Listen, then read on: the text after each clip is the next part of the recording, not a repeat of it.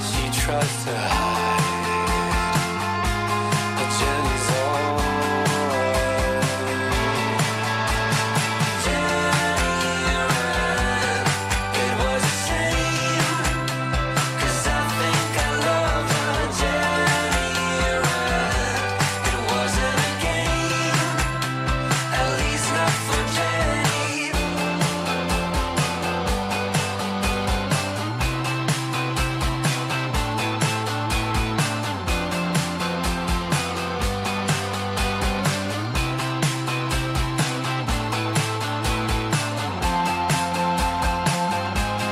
What's on your mind, Jenny? What makes you cry?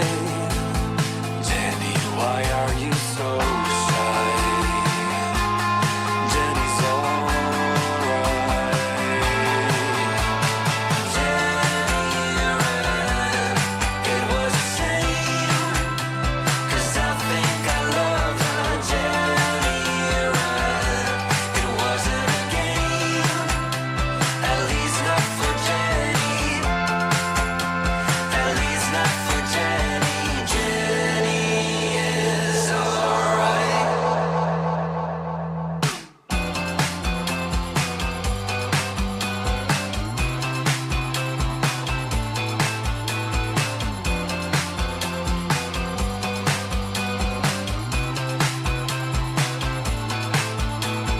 Jenny ran, it was a shame, 'cause I think I loved her. Jenny ran, it wasn't a game, at least not for Jenny. Jenny's alright.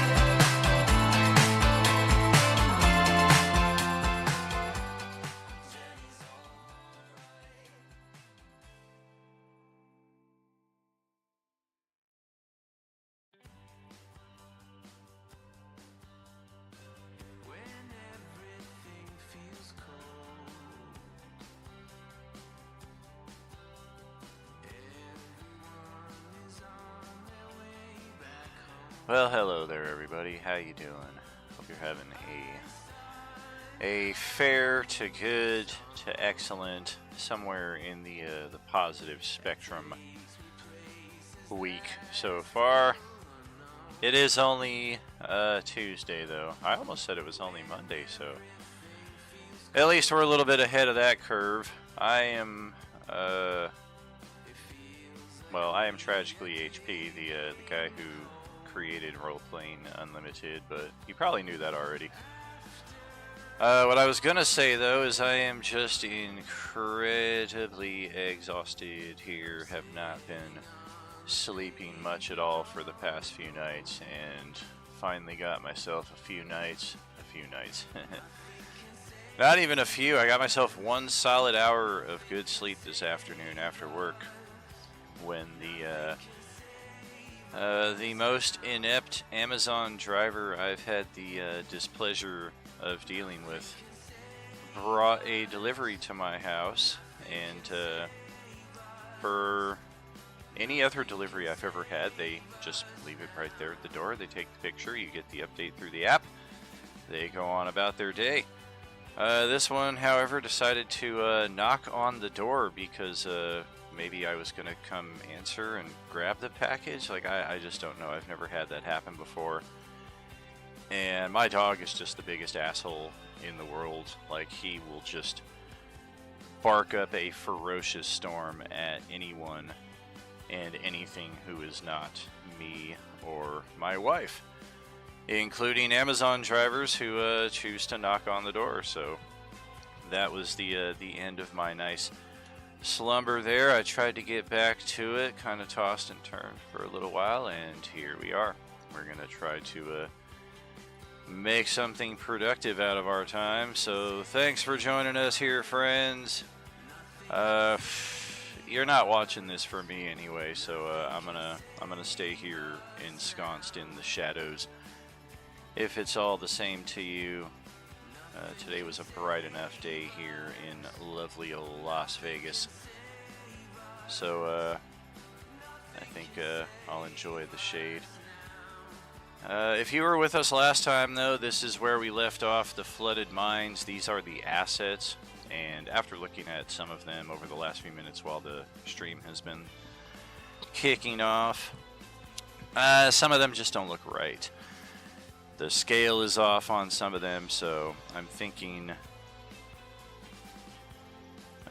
more like these are probably true to form. The rocks really can scale to any size. I think those look okay. They look a little, I don't know, abnormal, but I think they still work. And then likewise with things like these, I don't know, is it? I think it is.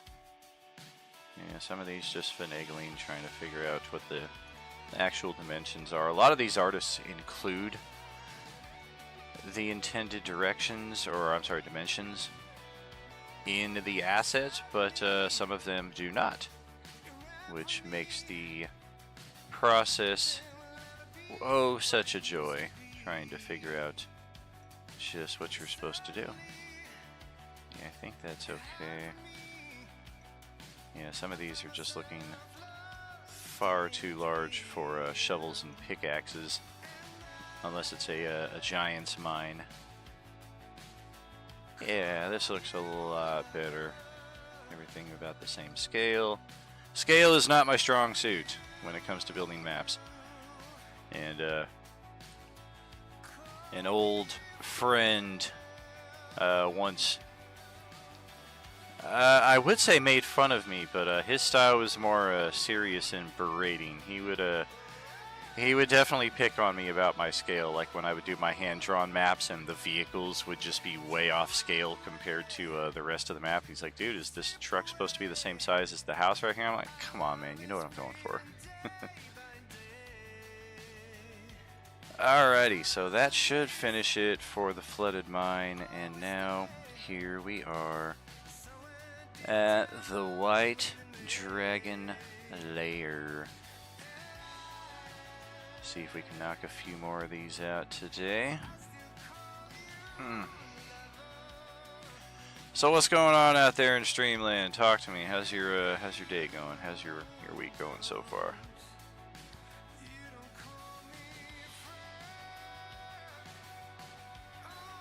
Yeah, or you get lucky with these, like they have them pre-built, so you can just do the adjust page size, and everything shows up just as it were. And this is all part of, again, if this is your first time joining us for organization, it's something I've been on again, off again for the last decade, trying to get all of these assets organized into some kind of fashion that's not just searching through them this way, because the keywords are not always intact, although we did discover last week that some changes seem to have been made in that respect, and keywords are now a lot more on point. But even still, it's just it's a long list to look through, and I find this format much more pleasing to the eye. And then additionally, what spurred this on is J-Man, who is doing his Tuesday campaign. I want to put together an organized library for him, for he can just look through, pick and choose the maps that he wants to use for his next campaign, so that way we're not double spending in the community on what could be some of the same assets. It's just gonna be an ordeal to get through all of this stuff, though. It is a lot. So what is this? Frozen stream nighttime. Hey, there's J-Man right there. What's going on, buddy? Man, I feel you on that. Long week already. Super tired. Yeah, I've been doing I foolishly or smartly, I still haven't made up my mind on the decision that I made.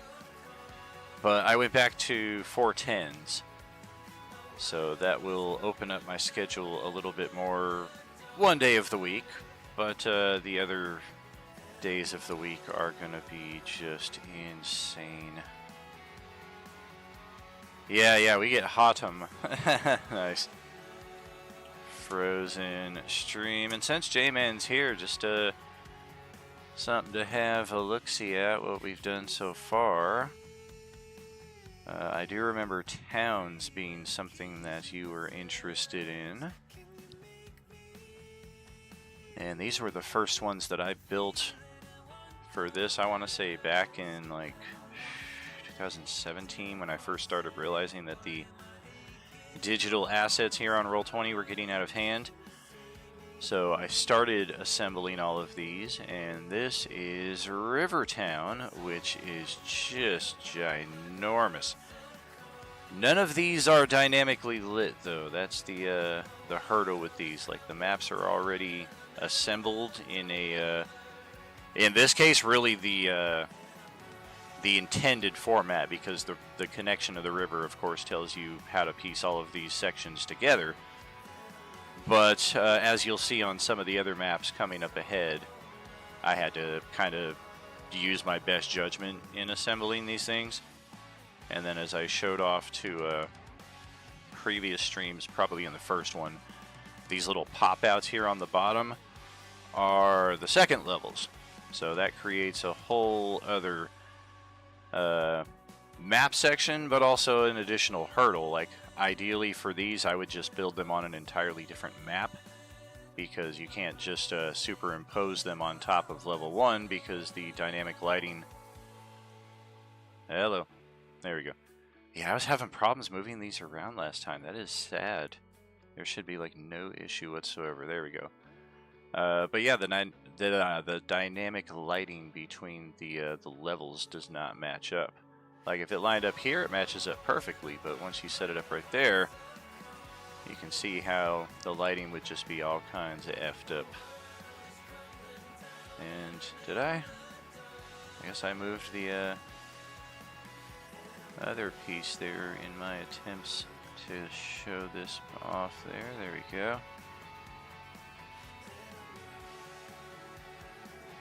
And then this can go to the back again.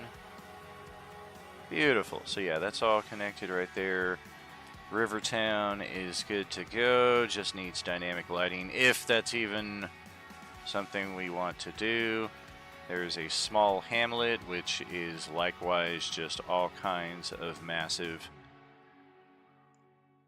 The difference between this and the other one is there's only one level to it, so that does add some simplicity.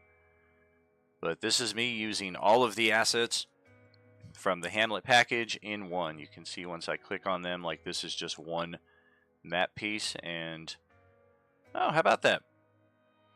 Oh yeah, this is a second level thing. Yeah, because the mill. So yeah, that has a second level to it. But the rest of these are probably just, yeah, just blank grass behind there, just in case I needed any filler between pieces. I don't know if I did. Yeah, this all looks pretty solid. So yeah, this is a pretty sprawling community here. And then a small town. This is just the ground level. There is a whole other second level that I've not even put into this yet, which is going to need an entirely new map, because yeah, no way I'm going to find a way to superimpose these together on this. But yeah, your standard 25 by 25 maps by Gabriel Picard, all placed together in a civilized format. Yeah, this is one of the smaller ones as well, and I guess this is the space that I was planning on using perhaps for level 2. It could still work out that way, because the intent with these are not to be the final maps. These are just kind of the foundations from which you can then copy to an additional source, and then we will make maps out of these later on. Medium City. Definitely had to use my creativity to the utmost with this one because a lot of these pieces just did not have any obvious way of connecting. And because it's a city, I wanted to have a fortified wall here, which really just looks like more of a wooden fence. You can probably find something better to represent that, but just gives some indication that there is a defense around this of some sort. And then, yeah, all these other... Got the bad neighborhood over here where the streets aren't paved anymore, all broken off and shit. Got your town center. Yes, this has a second level to it.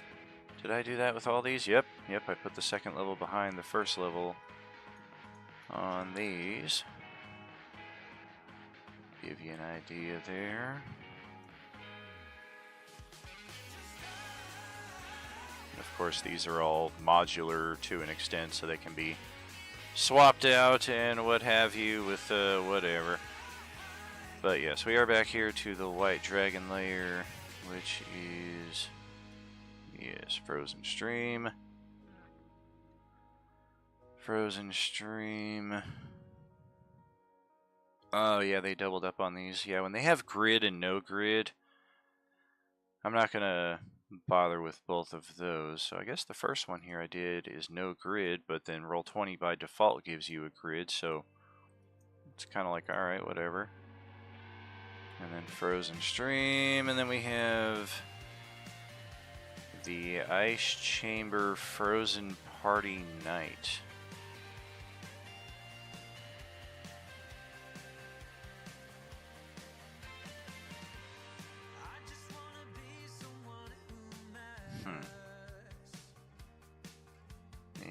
Interesting.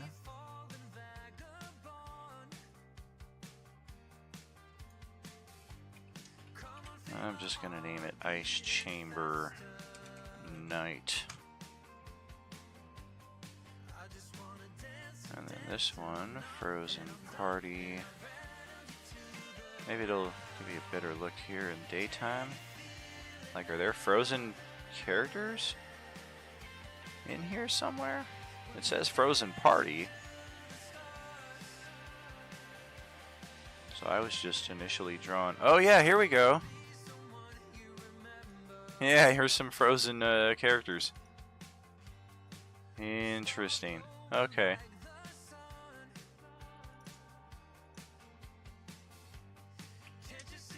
Ice Chamber. Frozen Party, Richter. Rename that appropriately.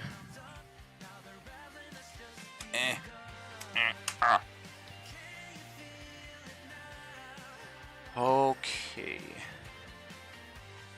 So on to the next. Ah, there's just an ice chamber with no Frozen Party. Okay.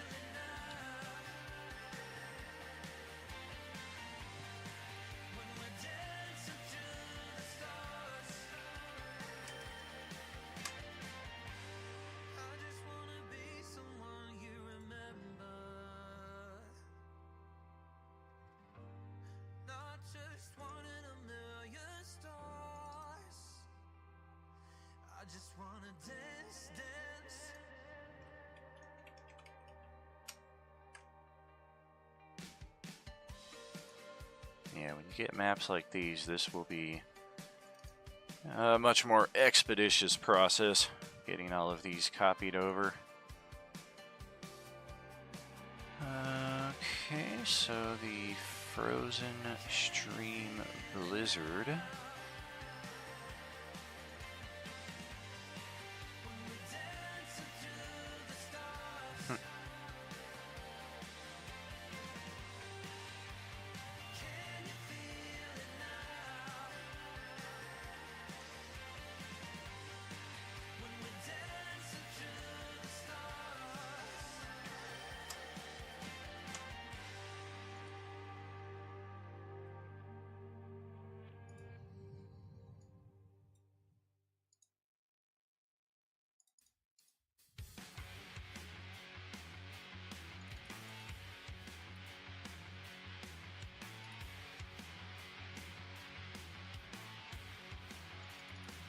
Pretty cool maps. I don't know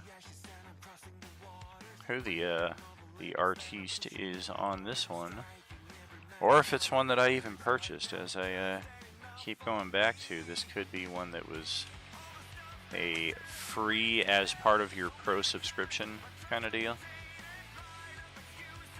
Frozen Stream, Ice Chamber, Blizzard, Frozen Party Night. Huh. Okay.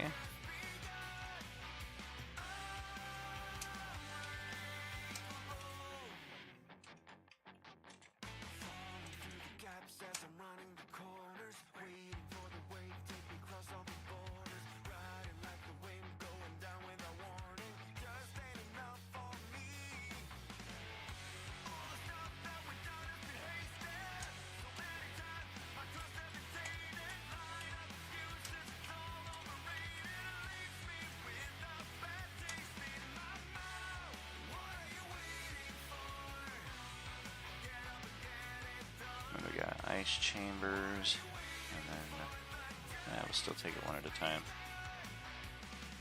No sense getting ahead. Okay, so the ice chamber blizzard at night. I really like this ice chamber map.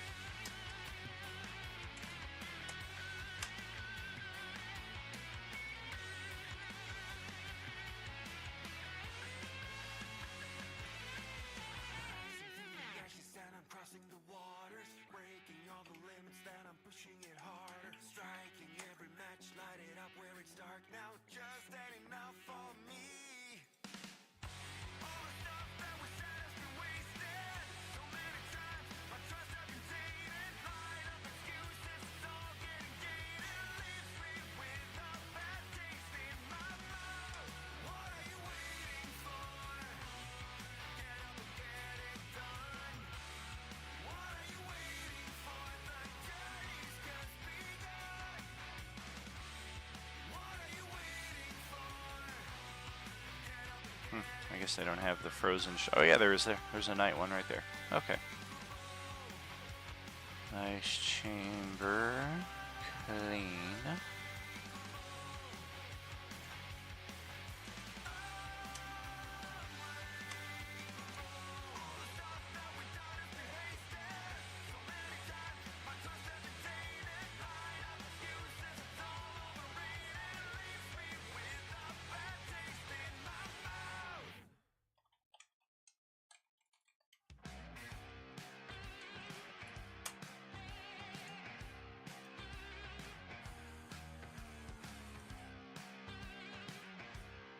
Okay, and that's that. That is the White Dragon lair. All the maps in place.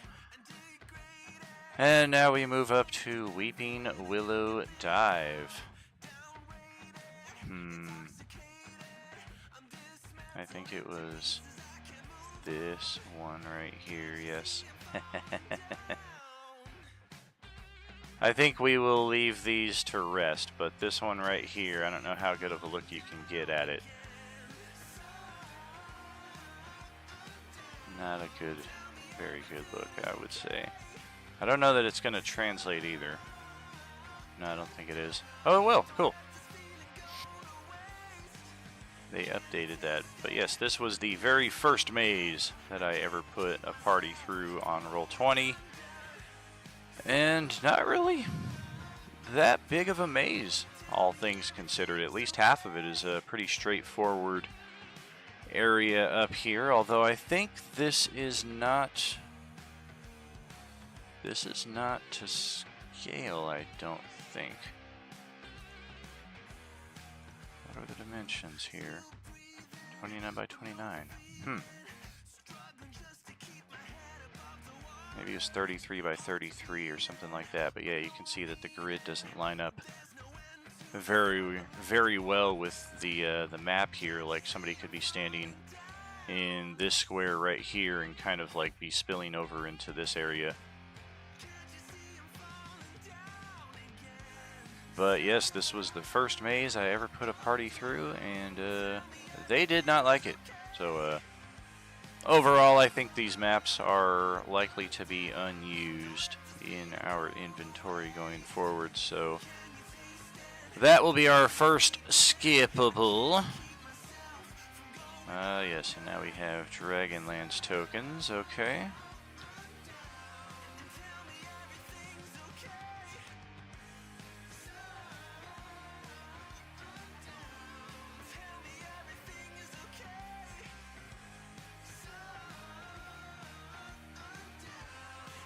Wow, is it supposed to be that 3x3? Is that right? Huh, maybe. Because everything else is coming in at 1, so I guess we'll keep it at that scale. Death Dragon is only 2x2. Ah, the Dragon Army Dragonelle. Yes, yes, these are... I bought these for the Dragonlance mod because our Dragon Army officers did not have appropriate tokens. And then I forgot that this was in the arsenal. The Istarian drone. Pretty cool. Calaman soldier. Nice. A Kapak. Greater Death Dragon. Yeah, it did.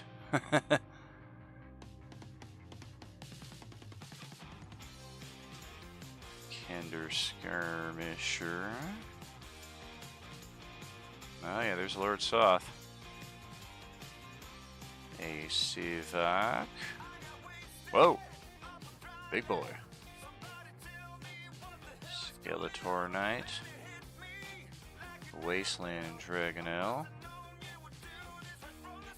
Western Kern. Alright, so what do we got here?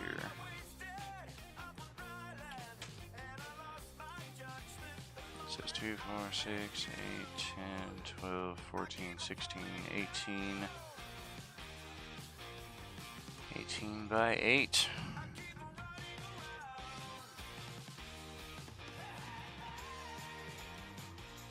Hey! Womp womp. There we go. Little tiny setup there, but another easy one done. War Machines. Ah, yes. Purchased for the Descent into Avernus game, and then we didn't really use these tremendously. We did have one really cool chase scene and a couple of other encounters with them. I'm gonna call this Avernus War Machines, though. I think that'll stand out a little better. Are they all gonna be a default of 1 on that? What about map layer?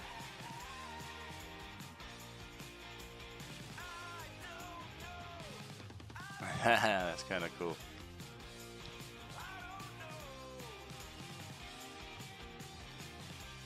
Kind of feel like that's more the intended scale, though. Drop that on there. A Screamer.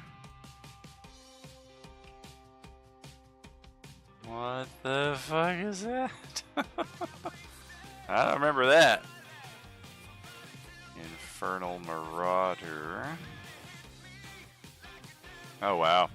And then they're all decked out. Huh.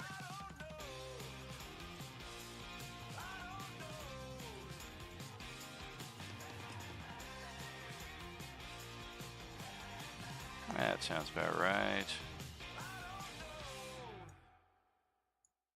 Drop all these ones in as well. Gilded Harpoon, Screamer, Harpoon.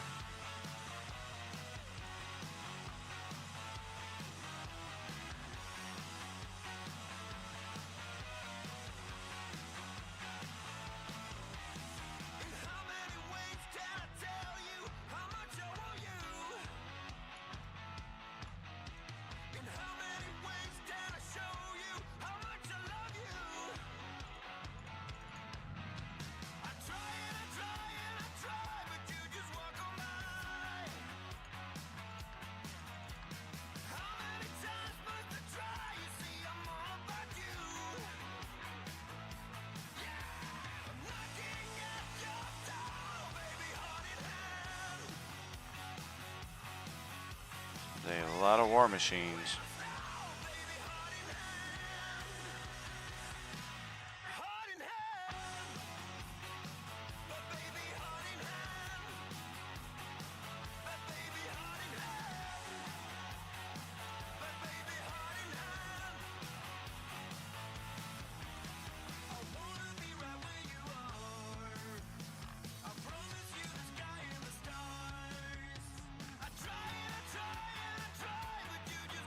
Well, okay, so that's it for those.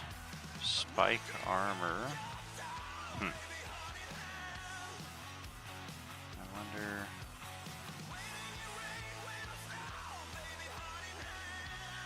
Is that something you put on the front of the vehicle, I guess? Yeah, it looks like.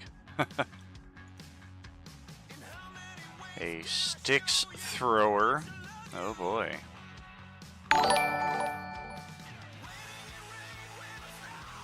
Hey, what's happening out there, Morgan Alex? Good to see you there, buddy. I guess that fits. Yeah, that seems to fit rather perfectly right there, so. Yeah, and then as far as definitions, like a lot of this will require like going back to these sources to find out just what the intent for them is, but at least this is a start. Yeah, we got the turret. I think that works out. Oh, motherfucker. Alright. Turret slot.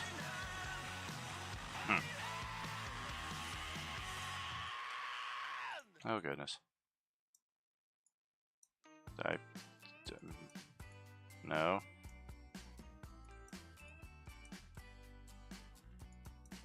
So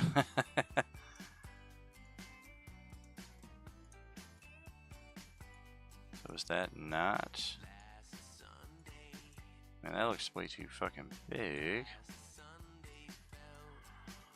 Oh, goodness gracious, Bodacious Ignatius. I don't know. I don't know what I'm doing.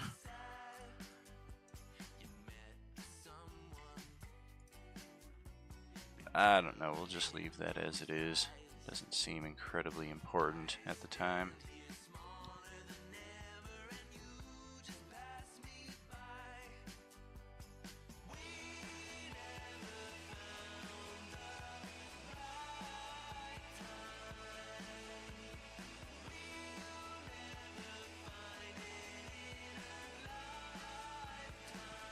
We got some bicycles I want to ride.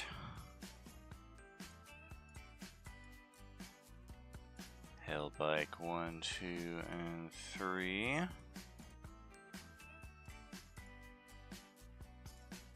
More bikes.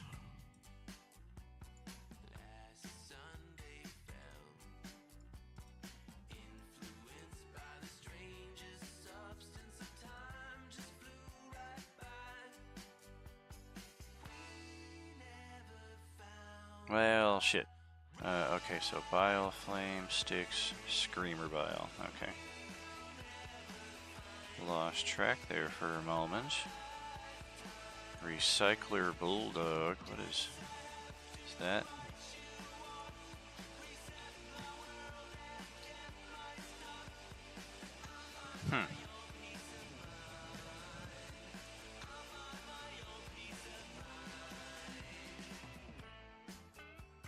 Yeah, that seems about what it should be. Recycler Elefante. Likewise, 3x2. Yeah, that looks about right.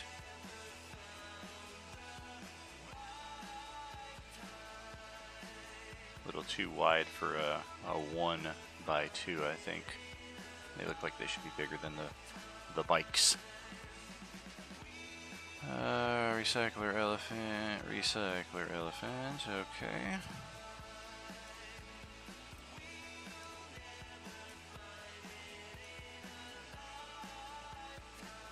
The real trick is don't buy any more assets until all of this organization is done, because I'll buy something that's already past what I've done, and then it doesn't make it into the organization here. So that is the aim.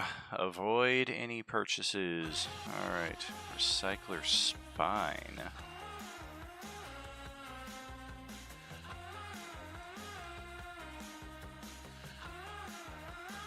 Huh. Crazy.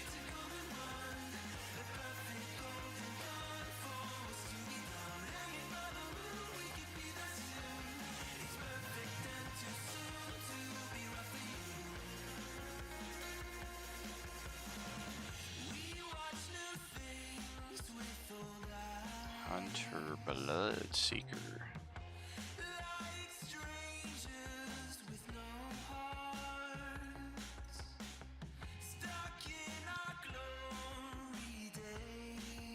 Pretty solid. And then 2 more of those. I need to make a bigger page here to accommodate all of this.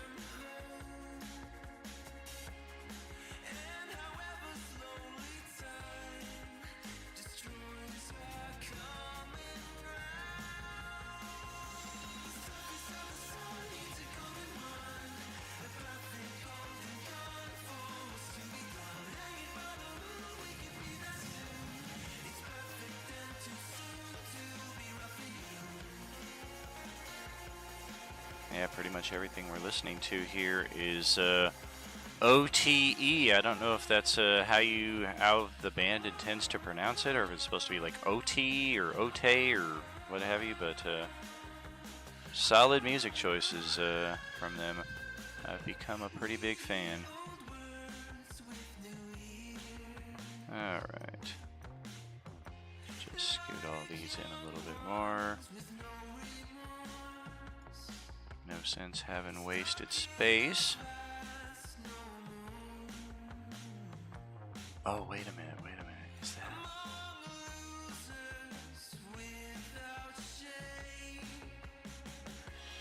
that... That can't be right. I think like this is supposed to be its own like kind of weird... I don't know. Probably not terribly important.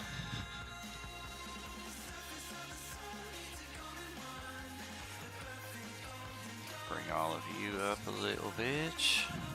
Likewise here.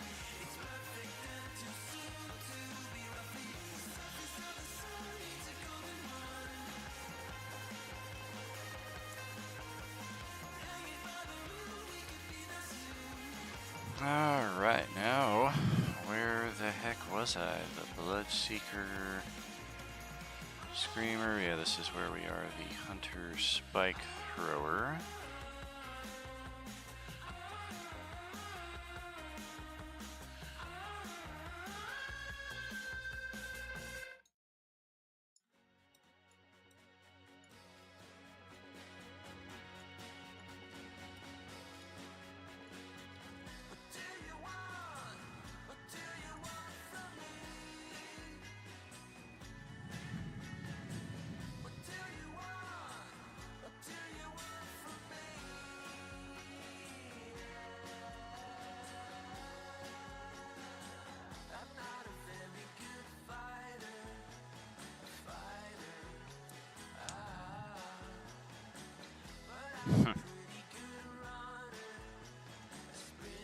Definitely look like vehicles that belong in hell.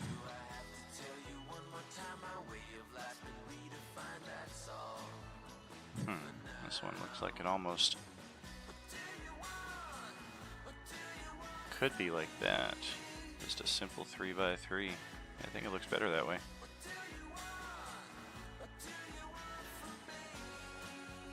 Alright.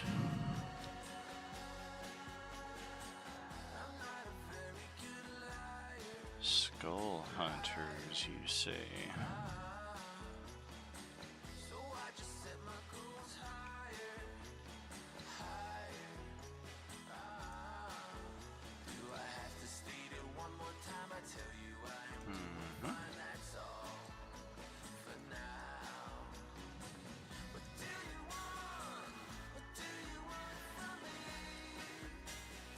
Alright, we've officially run out of space.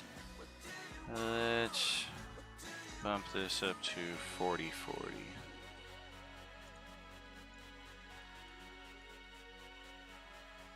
And yeah, we'll start scaling up here.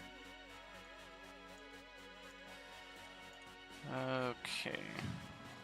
And yeah, we're 45 minutes in right now, so bear with me for 30-40 seconds or so here, friends. Gotta take a little gardening break.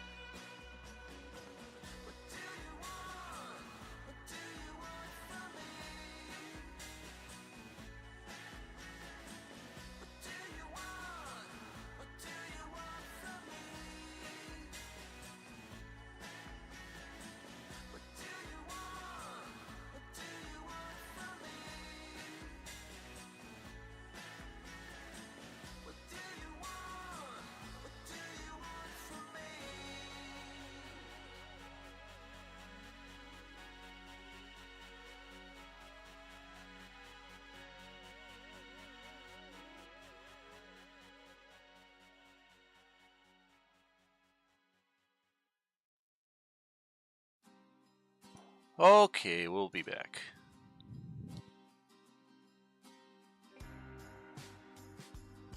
Looks like it's Demon Harvester time here. Oh damn, there's a lot of them. What does this do?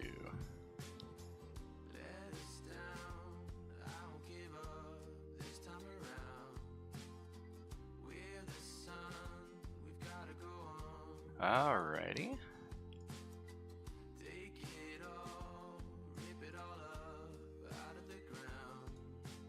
Yeah, this almost looks like it should be 5x3. That's definitely too wide. Yeah, I think that's good. That also kind of looks okay.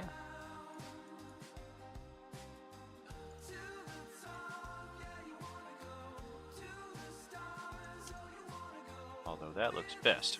I guess that's just the upscaled version of that. I think this one looks best though. Yeah. 4x2. Okay.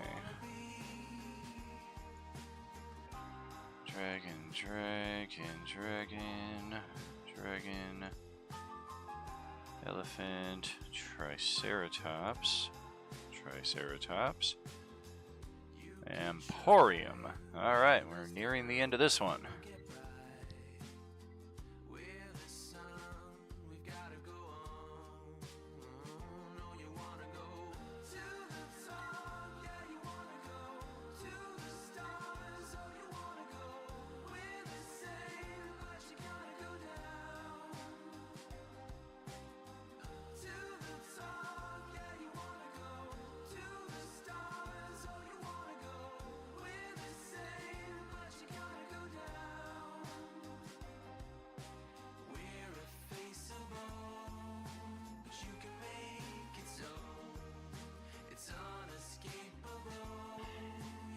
Oh boy.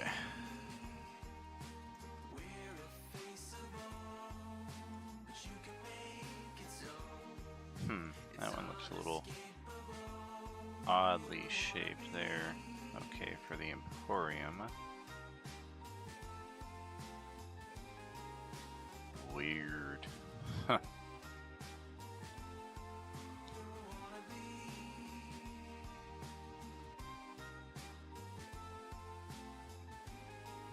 I guess that's okay.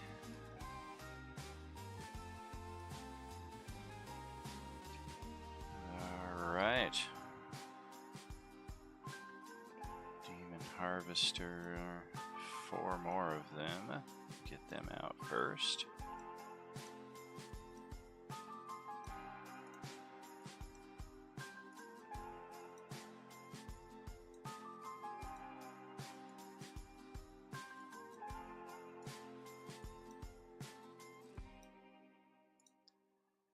Yeah, Those look solid.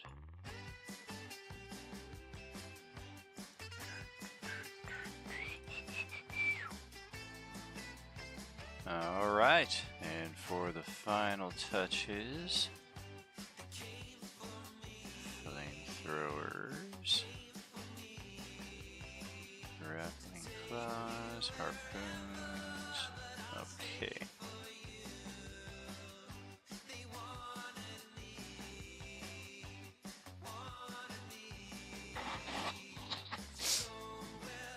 Wrecking ball. Okay, so yeah, if you want to have one on the end, I guess. Oops. Oh, goodness gracious. I guess this is. Yeah.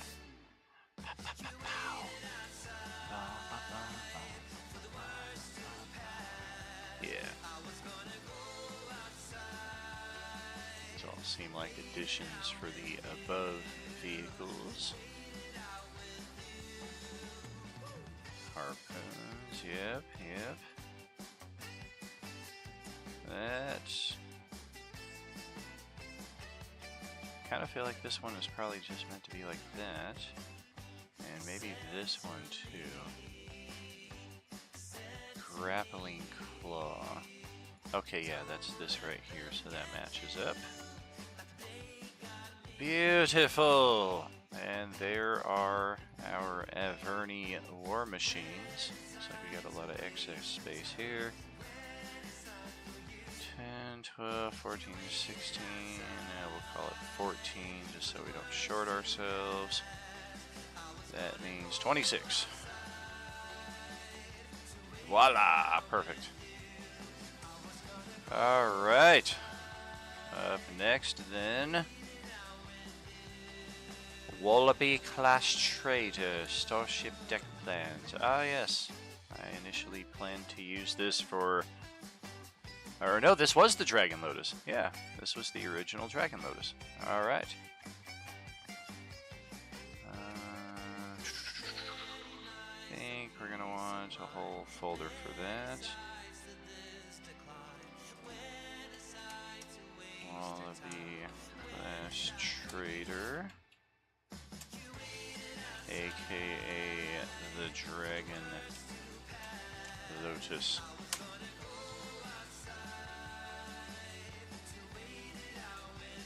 Okay, adding pages. Back to the map layer. Oh yeah.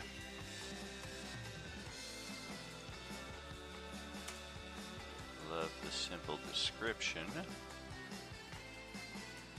Default. Yeah, I think. Oops.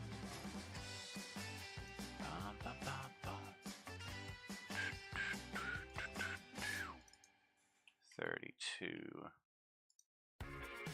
That's right. Oh! Huh, how about that? Okay, default.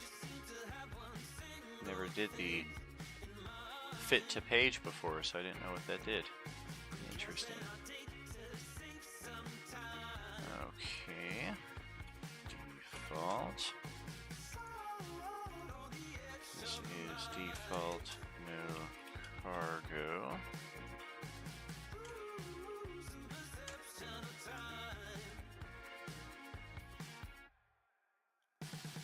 Doesn't matter if we have a grid or not. Okay.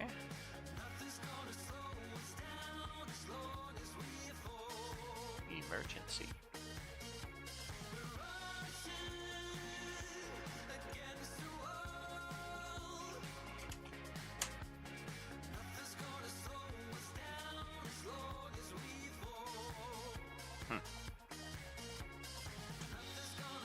Interesting.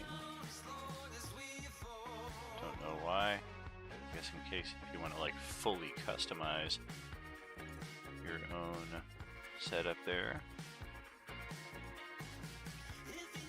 Screen with full data. What does that mean? Oh, how about that? Ha ha ha, nice.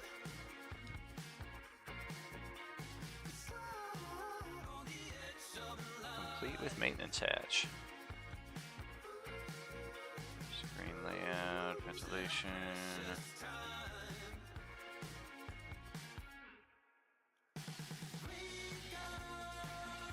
Screen full data. Okay. I think we can do with the full data. I don't think we need individual maps for all of that. What is this one though? Literally nothing. Okay. The alternative, huh?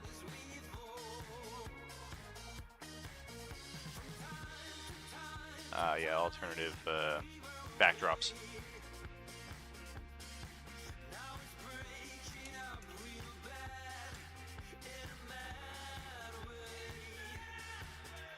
Huh. Another interesting one. Kind of cool.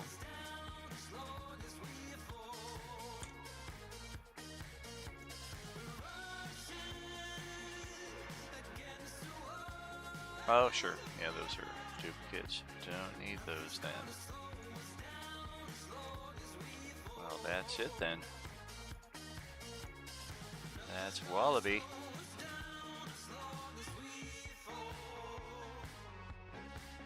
We're getting there. Village to pillage, Steam City. Oh boy. Oh man.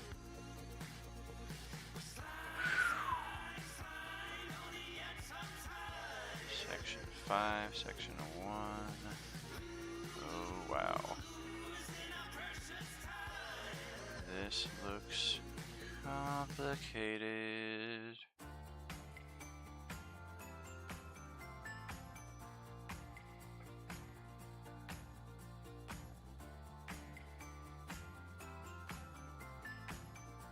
Alright, it's gonna need a folder first and foremost. Steam City.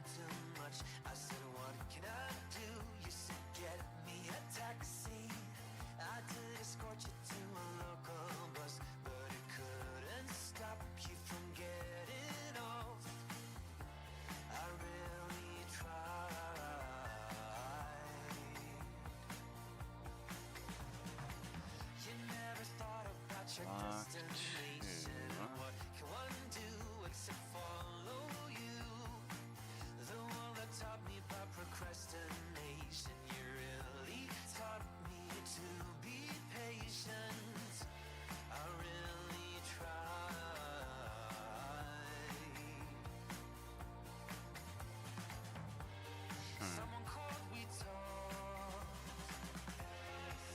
Yeah, a lot of these are just observation, trying to like figure out how they piece together and all that good stuff.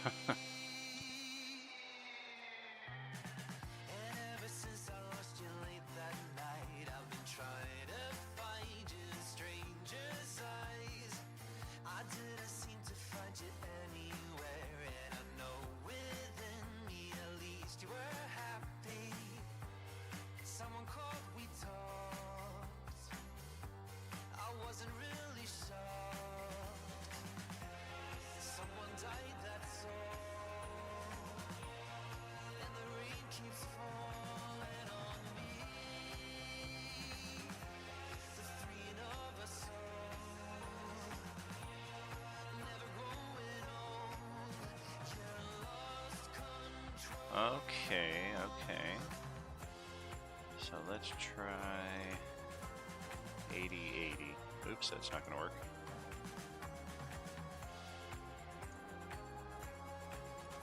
Block 2. And then sure. Okay, so block 2. We've got the floor level. I really don't mess around with unfurnished that often. So that's level 1. Level 2 with some... okay, some height shade. Sure, that's fine. And then level 3. 3, likewise with the height shade. We'll delete that one, get the height shade for that. Yep. Okay. This is one of the rare times I'm gonna need some text overlay. Oof. That's nothing. There we go. 100. Oh, yeah. Okay. And then level 2.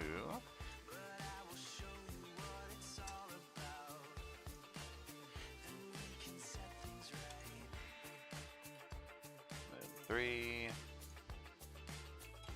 Level 4. Okay.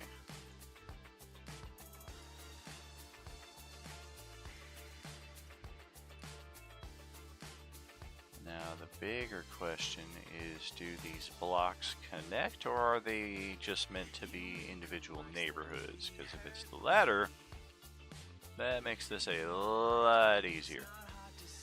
But let's check block number 1 and see just... I could see that lining up. I could see it lining up over here. Likewise.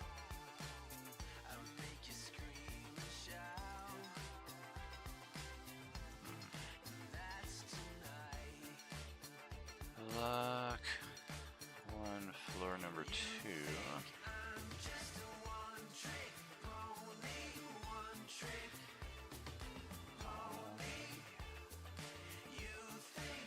I don't know.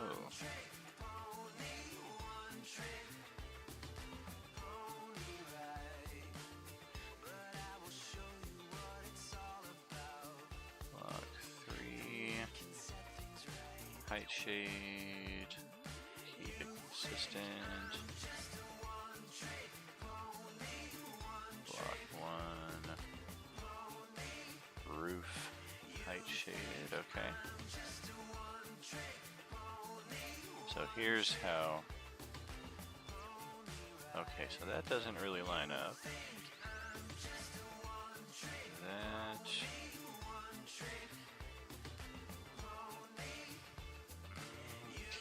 Kind of. That could, on that side. Don't. Oh, that could work too. So as yet unclear if these are all meant to connect. Oop.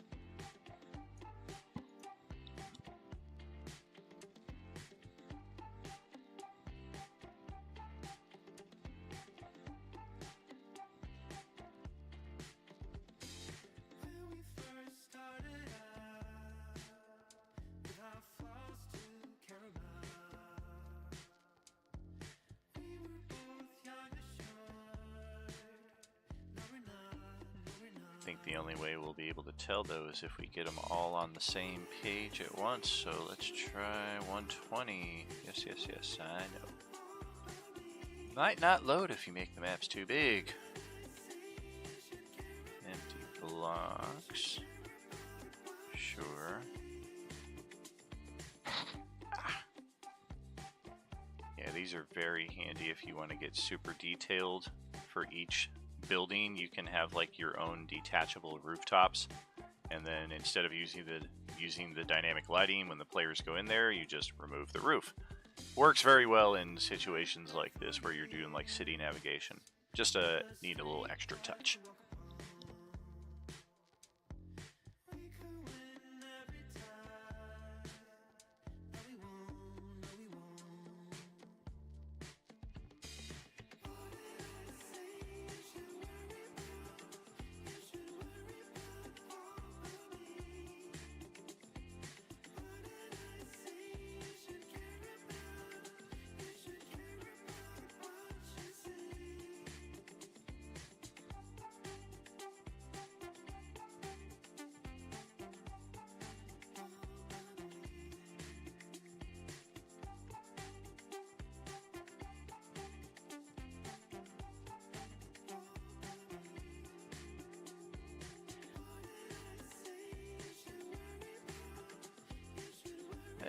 back again.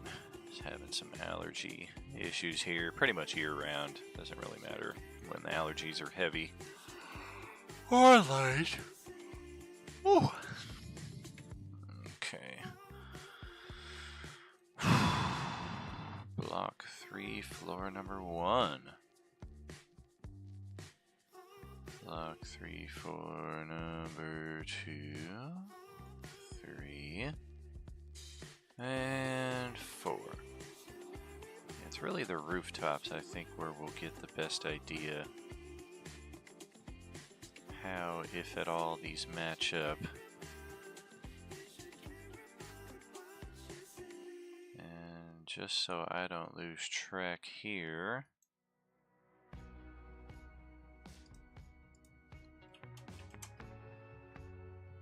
block 1, block 3.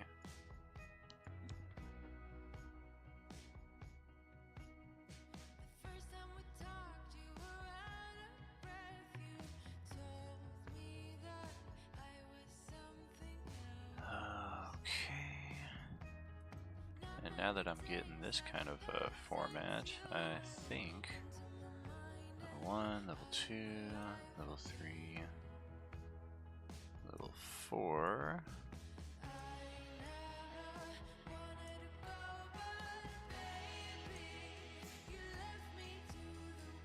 Okay, level 1.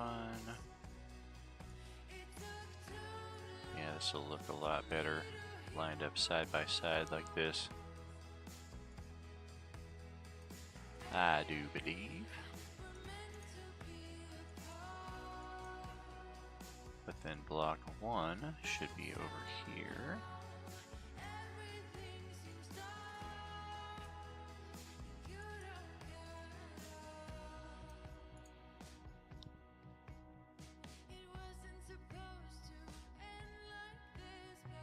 Block 1.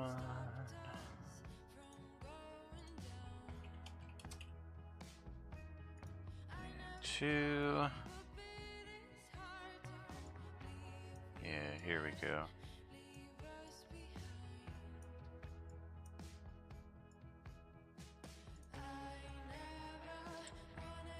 And then block 4. We've got the floor level. Level 2.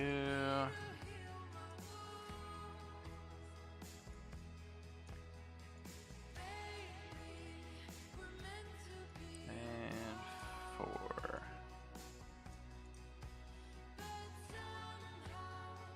And then there was a block 5. Yep, there it is. Okay.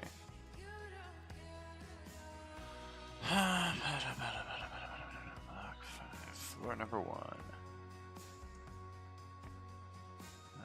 Block 5.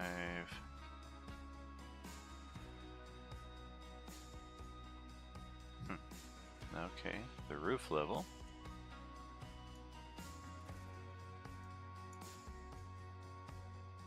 But then what about block 5, level 2 and 3?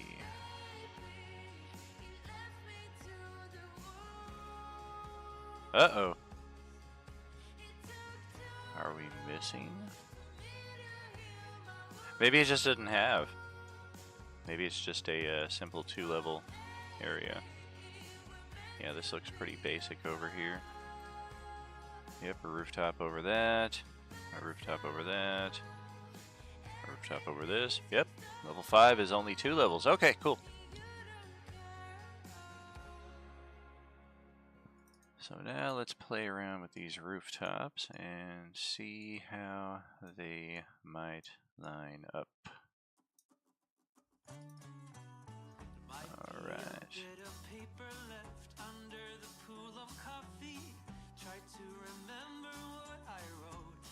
Thinking if anything lines up on the south side here, it's going to be that. And that just does not look right.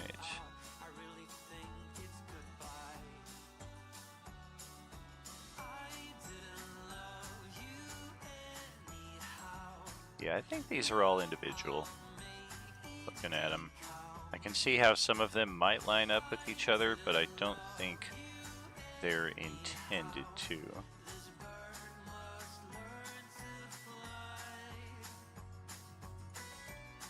Of course, you could kind of squeeze them in together like I did with some of those city maps earlier.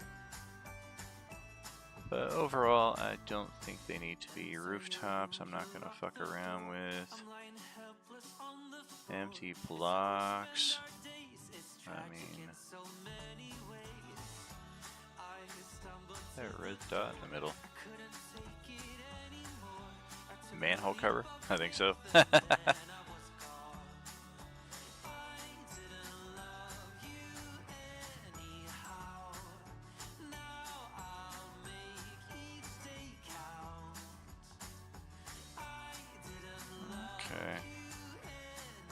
Probably won't end up dragging all of these out, just a few of them at random.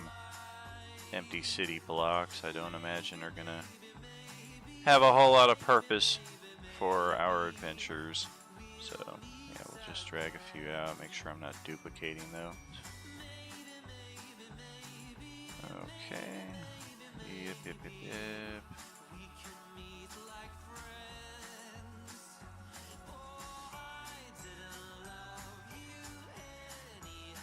And 12. Nope, we have 12 already. 11 we got. How about number 1?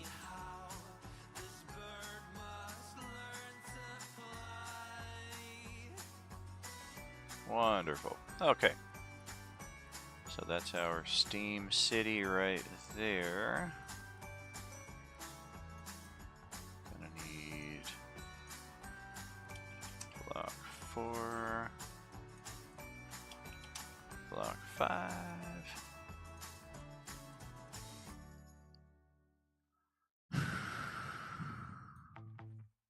Rooftops, not gonna fuck around with.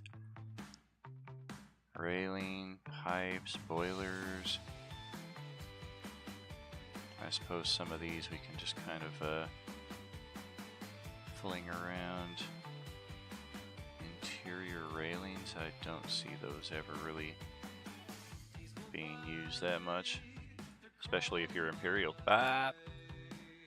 Pipes, may have some use for those. Extra manhole, why not? Chimney. Another chimney. Boilers and boilers, okay.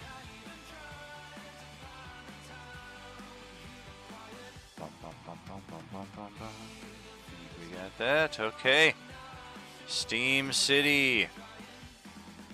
For the most part, I think we are good. Not as complicated as initially seemed. Just gotta kind of peer around at it for a little bit and make heads out of tails, or make heads or tails out of it, blah blah blah blah is what I mean to say. And we are on to, oh boy, Medium City number 2. I wonder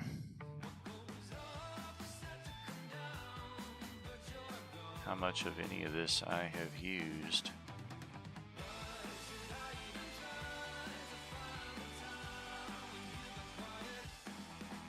Okay, 6 blocks.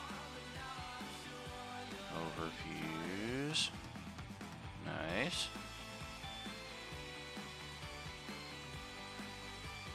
This looks like it might be more of the Medium City 1 pack here. We'll see though.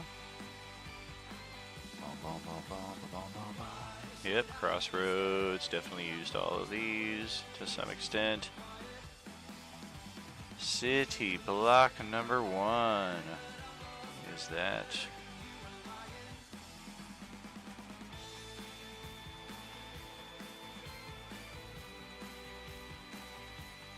Oh, that's floor number 2. That would explain that.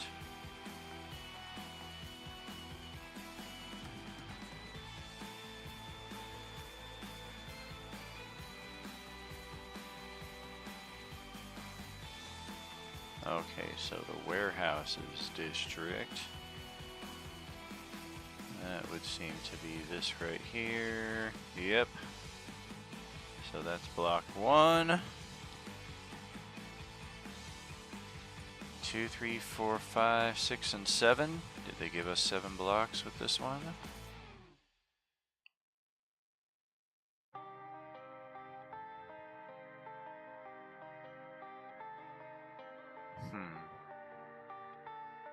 Maybe I started grabbing from the City Planner 2.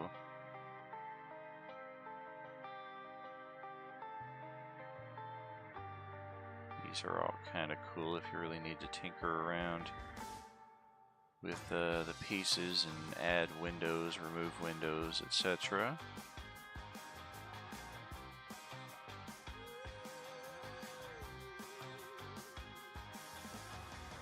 Okay, so number 6 is the Market Square. 5 would be... Holy moly, there's 3 floors. Wow! Oh gosh. Whew. Alrighty. Interesting, interesting. Crazy detail on these things. Oh boy.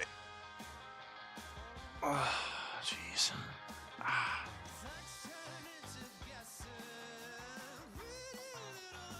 I'm not gonna go with the usual trope that people my age or older tend to say. I'll go halfway.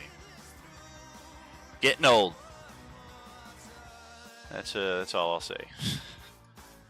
Just eventually feels a little tired after a while to hear everybody in my generation just kind of regurgitating the same thing, like, yeah, we know we're getting old, we know this happens and that happens, etc. So I'll spare you the finer details. All right, but what is this extra? Is it this? Is that from like from Village Pillage 2, maybe?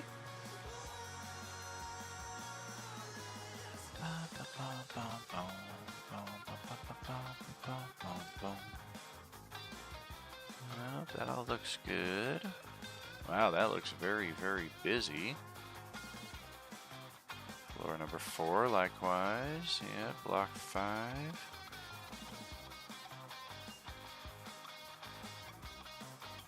I didn't double up on a block, did I?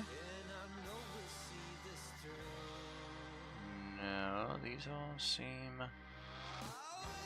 straight up. Okay.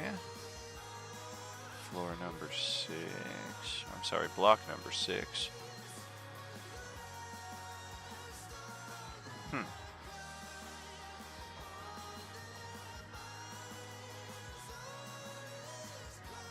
Yeah, so this isn't any of those.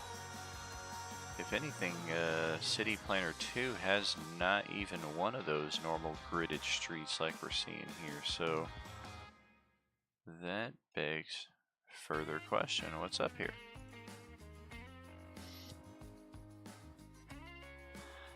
You're on 8 on the dice game. Wow. I'm still on 23 for way too many months. Oh gosh. Save us, Calgary. Greatest fucking city in the world. Oh boy. Alright.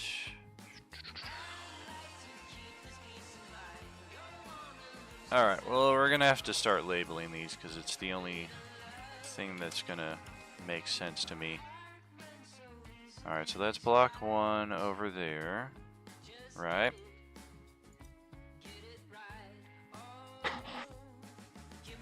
I thought it was. Yes, block number 1, warehouses, okay. And we'll do some of that. Block 2. Row houses. Okay, so that's you over here.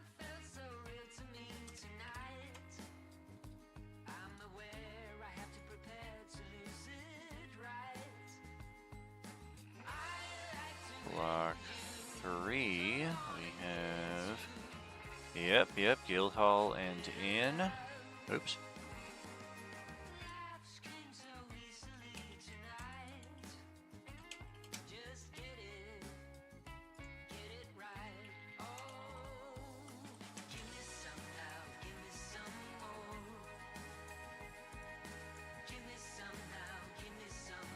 Alright, what's number 4? City Block 4 is the Workermen, okay.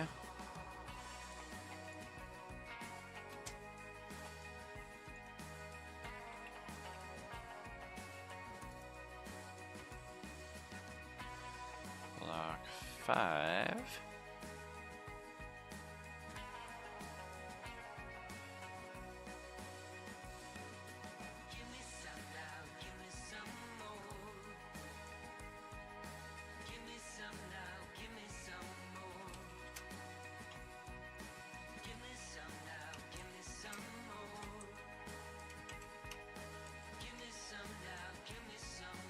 Okay, Brewers and Merchants. And then block 6.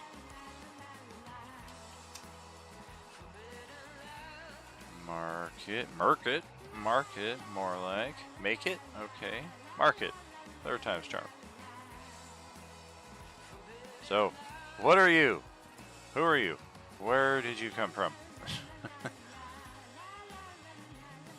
Is it maybe...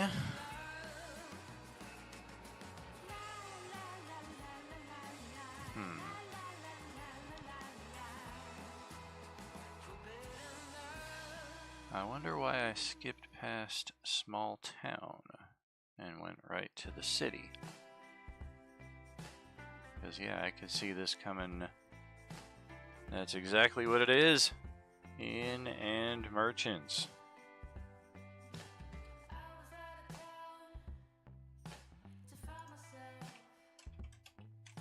Okay, so block 1, small town, and nope, not like that. Inn and Merchants. Okay, mystery solved. Beautimus. I know everybody's greatly concerned.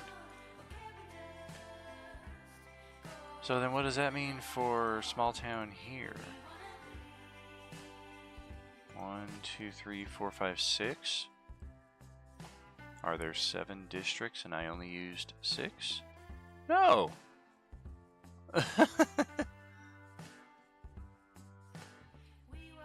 I think, yeah, here it is right here. I just wanted to add more to the city for some reason, I think is what it came down to. Because, yeah, this is already being used in the small town. It's just duplicated here just to, I guess, add a little extra something to the map. But hey, I don't know, it was 7 years ago. I don't know what I was thinking. Okay, so this is Medium City number 1, ground level. Okay, I think we'll use the map itself for descriptor.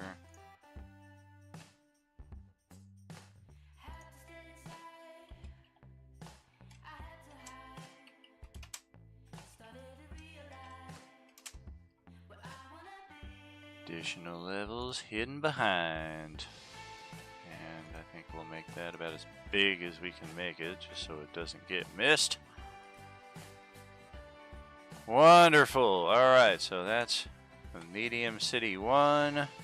Anything else from this pack that I didn't use?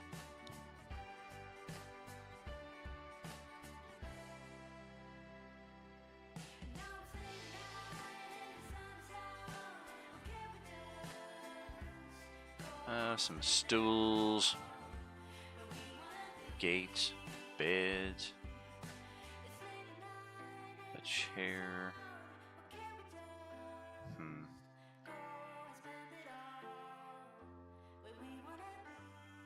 Well, they're not going to stand out unless I kind of throw them out here in the open. So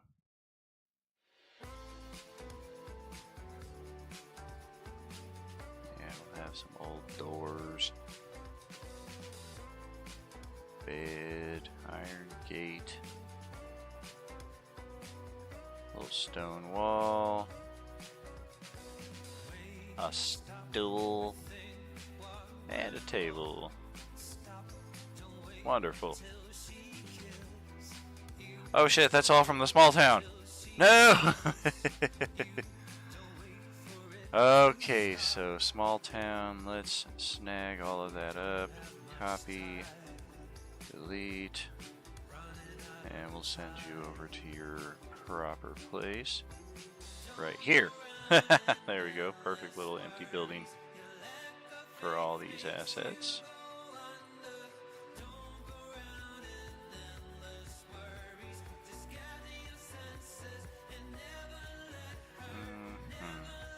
Okay. So medium city. What dues we got? More doors. Street grate, okay. Broken grate. Oh, I'm starting to build a little face right here. City transition, yeah, we've used a few of those already. Tight alley, block.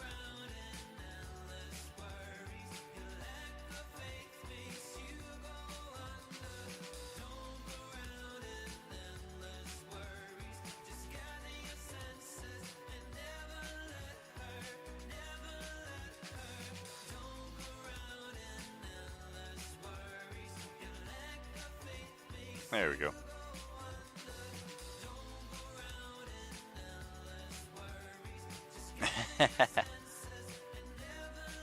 City road replacement. Huh. Alright, patch.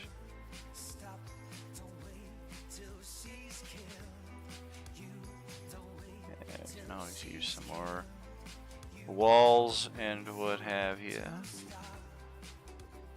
See, typically I would look these up as walls, but notice that it doesn't include the word wall in its text. So this is like one of those few things, like I would just find something like this and add it into an existing dungeon to like cover up a secret door.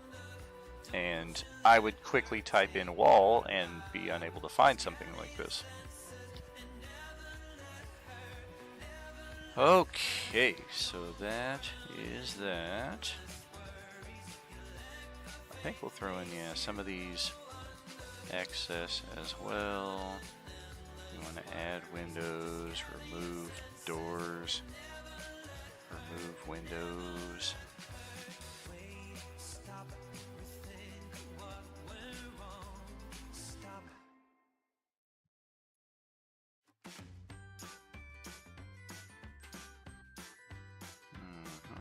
Adding doors. I think we'll leave that alone though. Gets a little congested with all of that. We can kind of get the impression of all of the what's available. Alright, so that is Medium City 1. Did we do everything for Small Town River? Let's check.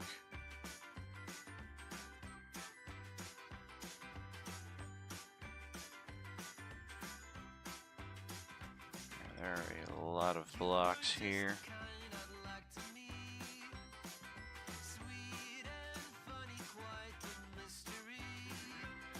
Yeah, this all looks like we got everything.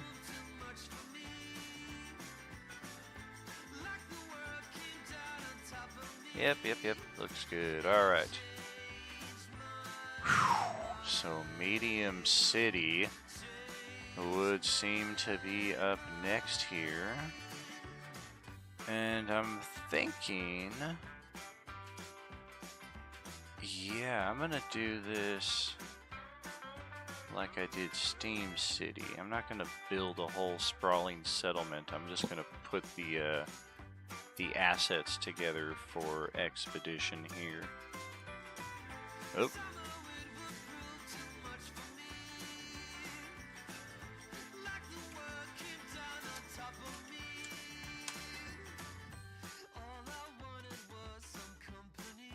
That's probably one we're going to want up near the top, I think. Alright. Add page. Make it 120. Oops. 120. 120. Uh-huh.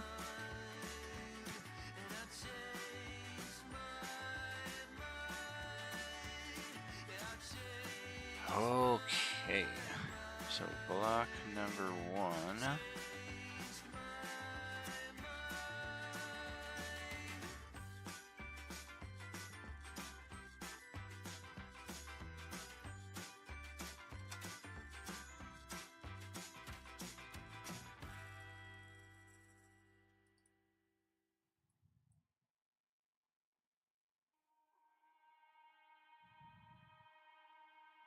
Bright flashing by the street lights.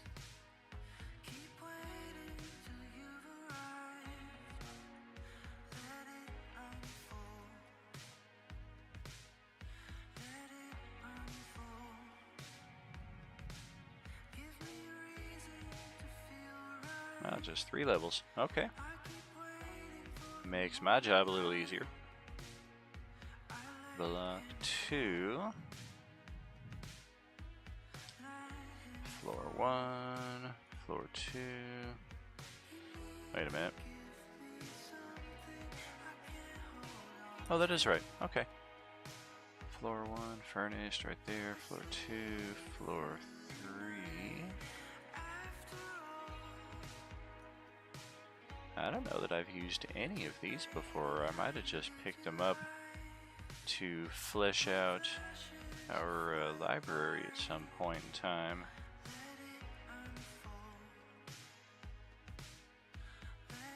Block 3, floor number 2.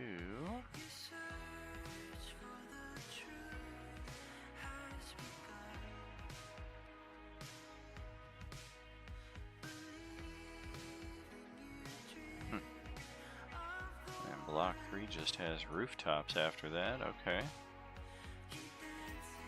So what about block 1?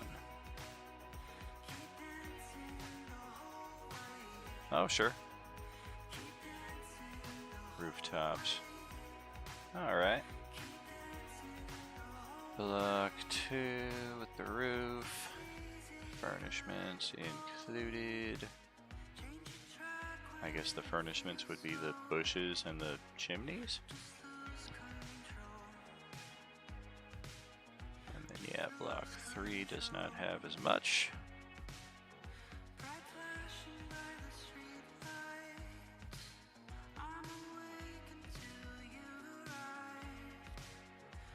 Alright. That's block 4. Block 4. Okay. Likewise, a smaller setup over there.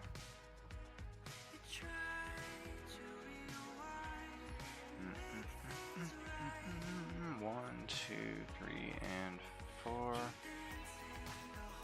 I think we're going to need to make this a little larger to accommodate everything side by side, definitely.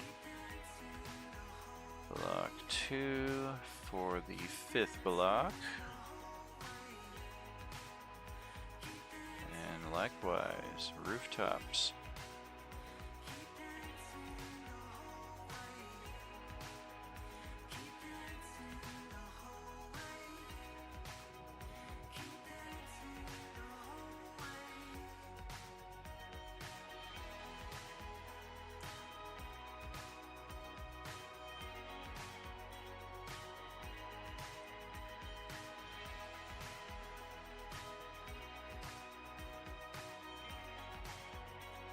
Awesome, there we go. So block 1, 2, 3, 4, 5, and 6. Get those labeled up.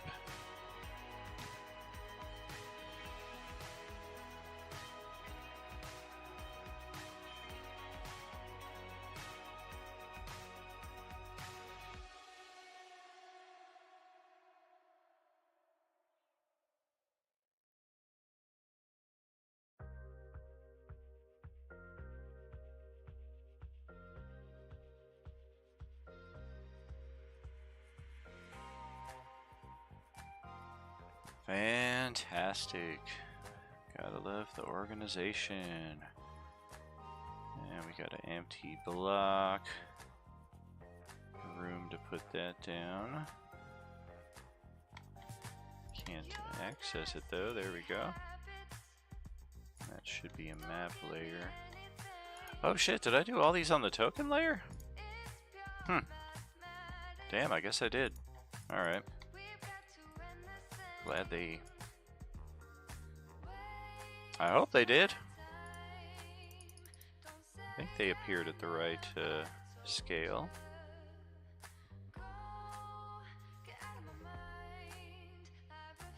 Oh yeah, those look beautiful. All good. Throw all those on the map layer. Now they have grids. That looks much better. Okay. And then we've got all these excess rooftops, don't need them. Ends of roads, don't need them. And some furniture that we'll just kind of throw into the empty field here.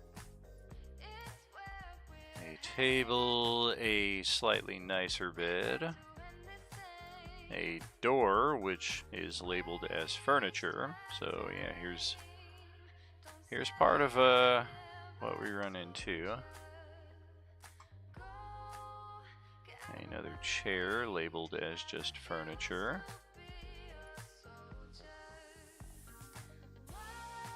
And a chest. There we go. Fantastic. Medium City at number 2 is done. And done. Very, very quick, very efficient. Much better than just trying to build a whole city on the spot that may need recalibration after the fact anyway, depending on what you decide to go with. And then we've got, I don't know, 8 and 10 maybe? Or no, 8 and 20. 142 by 100.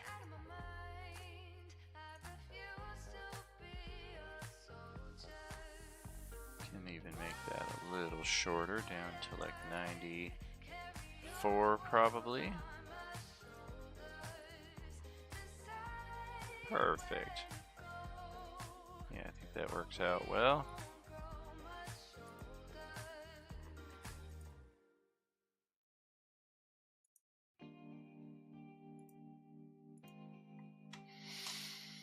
Okie dokie, friends. So we are at that point here again, about 45-50 minutes later. I'm going to take another gardening break and also give my voice a chill for a few moments here. So hang tight, we'll be right back.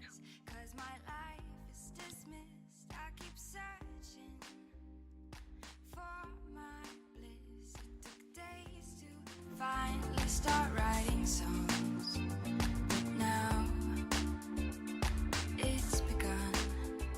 I go oh oh oh oh oh oh oh. I go oh oh oh oh oh. I sing along. I keep pushing myself now.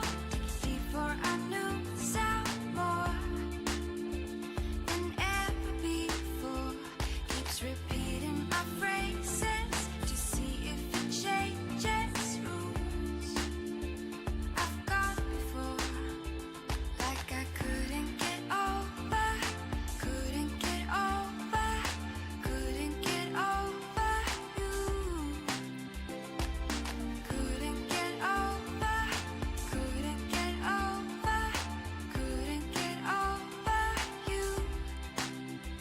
I go oh oh oh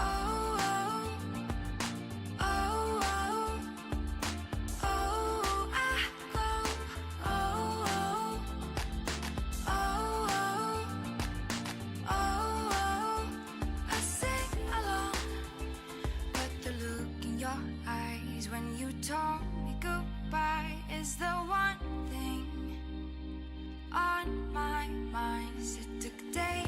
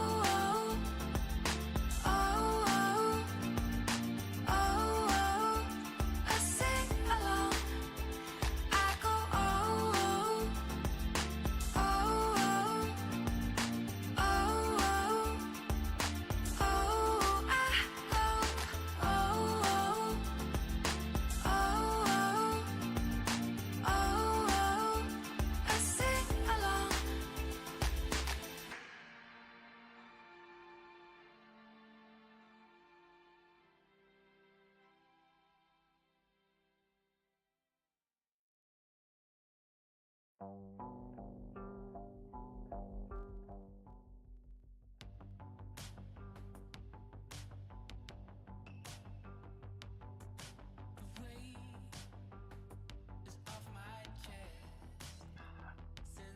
everybody, I'm back. Just a little tangent. I hate being so tired and unable to sleep. It's a real bitch. Alright, so here, yeah, this is the Hamlet map. I just wanted to double check and make sure everything had been included on that, and it has. So we've actually cleared some good ground today. We did the White Dragon, War of the Lands, War Machines, Wallaby, Steam City, double-checked Riverside, double-checked Small Town, Medium City 1, labeled and organized Medium City 2, we got put down. Hamlets and Outskirts were already done. I just wanted to get the assets put into place right there. So that is 1, 2, 3, 4, 5, 6, 7, 8, 9, 10 that we have done more or less so far. Some of them were already done to some degree, but I'm going to count it as 10.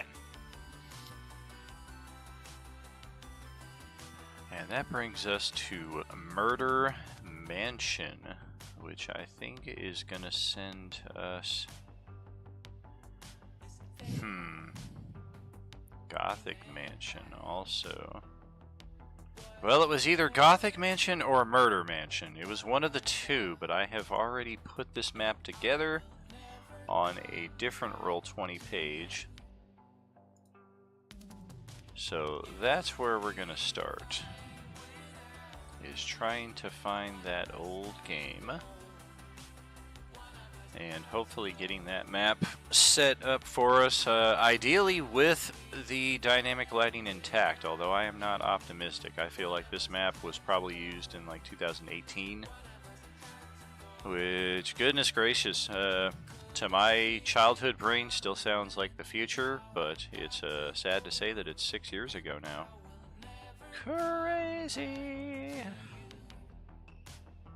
Alright, no more buying assets. What about gifting things? I certainly do appreciate any gifted assets to our Roll20 library here. If they are tokens or map packs, and not necessarily a book, the only thing I would ask in that respect is just give me a heads up about it, because the email tends to filter to my junk email, even though Roll20 is something that I've frequently said is not junk. And beyond that, unless you do something special on your side, it always shows up as anonymous gifted you something on Roll20. So even then, if I do happen to see it, I don't know who gifted it.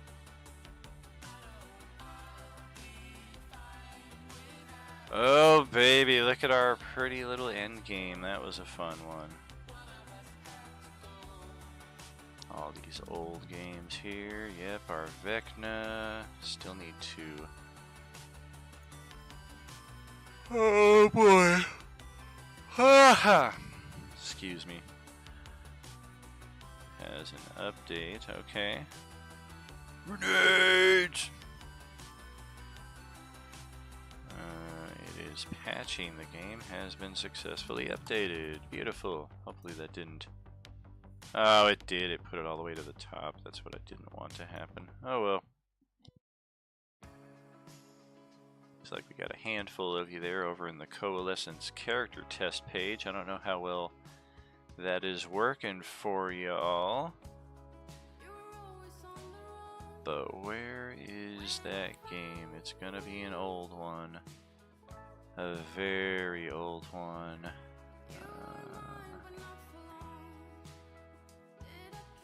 Icilia, yep.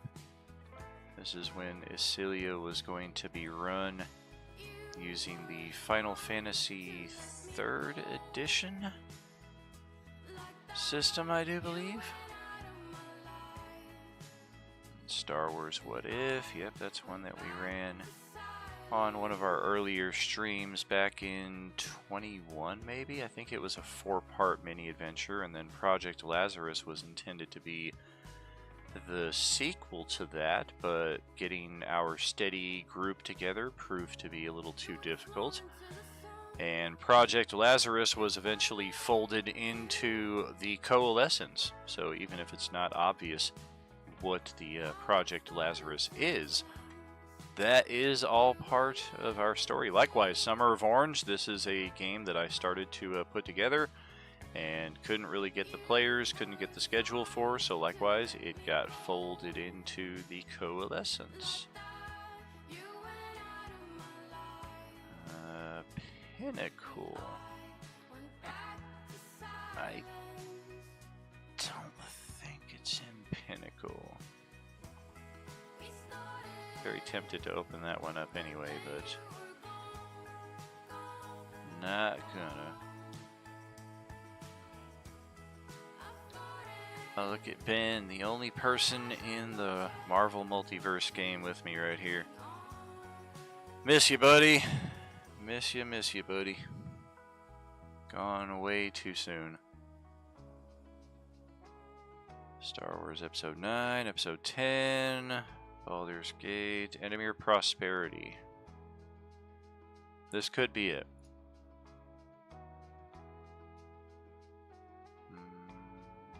Sure, update. Patching. Okay, yeah, we'll close all this out. Launch! And may the force be with us. Hopefully this is where that map is. And hopefully the lighting is intact. It would be a miracle. Ravadar. Yes, Ravadar was Nick's character, and that's kind of what I was trying to remember. And Bugsby, how about that? Bugsby was played by Shadowless Cloud, who was with us here on the stream earlier tonight, but not right now, unfortunately. Yeah, he would remember this game going back a good number of years. Looks like June of 2020 is when we finished this up. Yeah, 8/14 of 18 to 6/30 of 2020. Alright, let's see what we have for maps. Pevisha. I did build a Pevisha map on Incarnate. I forgot about that. Yeah, we played through this a bit. Yeah.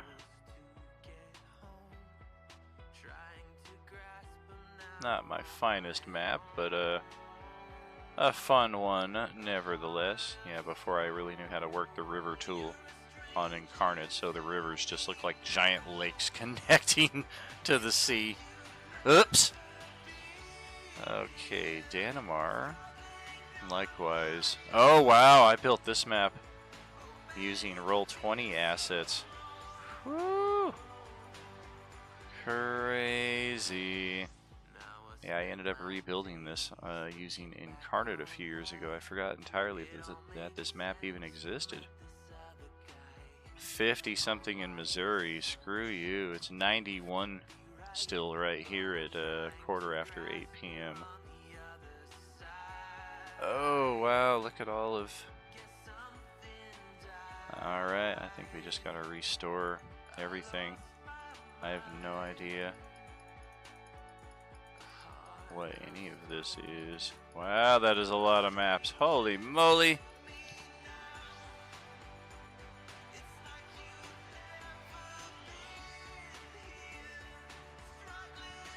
Okay. In Sarkoth 2, I believe that was like our big bad. Or no, in Sarkoth was the location name. That's right. Oh wow, look at this clumsy ass map that I hodgepodged together. Yes, the Ensarkoth, that's right, the Ensarkoth was the Tarrasque. That's right, and we needed, and there it is, there's the Tarrasque. We needed a massive, massive battlefield to contest this fucking thing on, because the party was pretty epic by that point, and finding a map that fit all of these specifications for me was near impossible. So yeah, I definitely just pieced together what I could, and it's not one of the the more visually stunning maps that we have, but it worked out for our purposes. Okay, Yuan Ti Temple. Pretty sure this is, yeah, this came with the Volos map pack, and I only remembered it as Justin was finishing his campaign. Otherwise, I might have been like, "Hey, dude, you might get some use out of this." All right, Water Temple. Let's archive that again. Water Temple. Oh, right.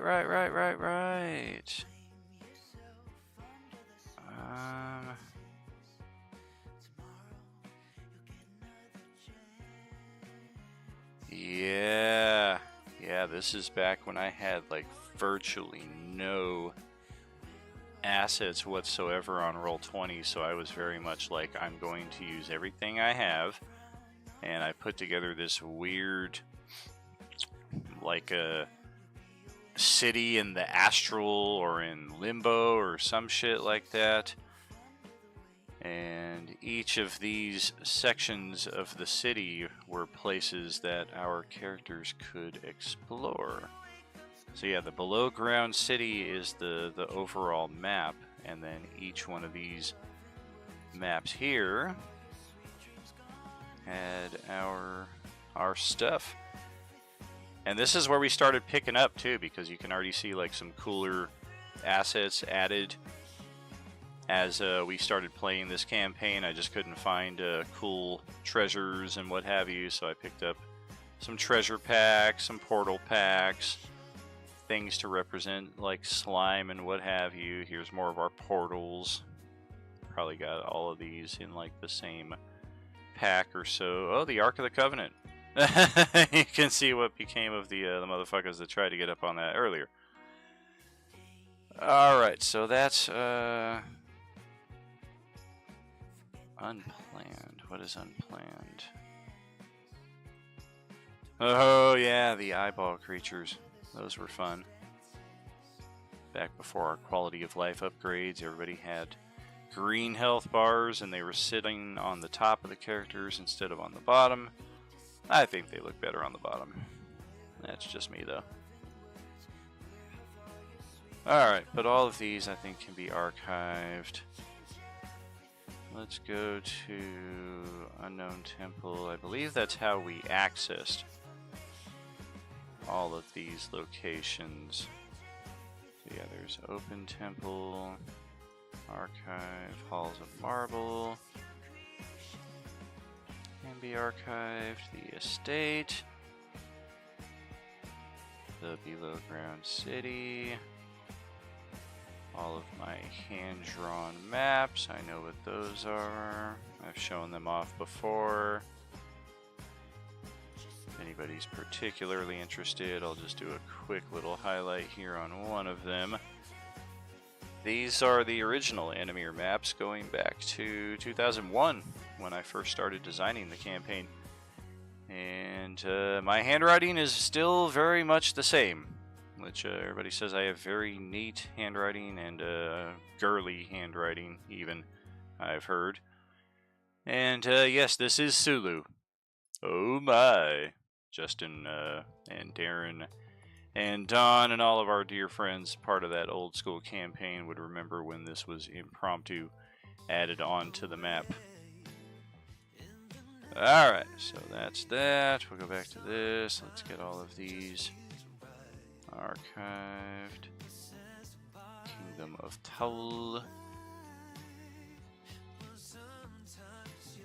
Tirius and Vados. Okay, likewise, Beholder Lair, Kobold Lair, Hag Lair. All of these came with the Volo's Guide to Monsters. I'm very familiar with them. I know that I did not use any of them except for maybe this one. I did use the Orc Lair in one game, and it was not this game. So that is one that can also be archived. right, we're getting there. What is this? Towel. Oh, yes, and then I started building my map of Towel on Roll20 using their assets.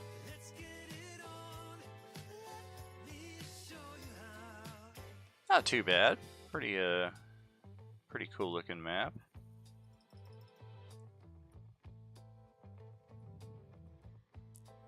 Very nice. Yeah, a lot of fond memories of these campaigns. Our original Roll20 games. Very, very cool. Okay, the Car Amethystine. Yes, that's what that little section was.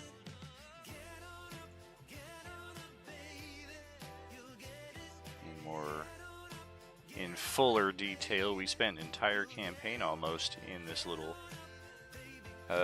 valley right here before they ventured out. Oh yeah, they got themselves an airship, bitchin' little car, the Luxori 3000. Okay,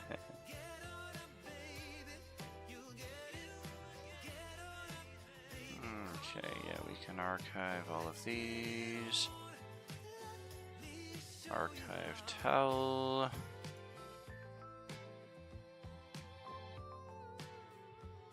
Alm. Likewise, probably can be archived. Oh yeah, this is just a pre-gen map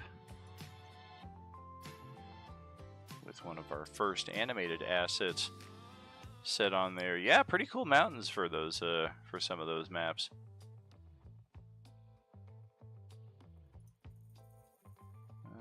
Which one was that? I lost myself. Alm. Okay. Oh, bathhouse, likewise, part of that original setup. Alright, now we're getting to the nitty-gritty. Token art. Is this me building?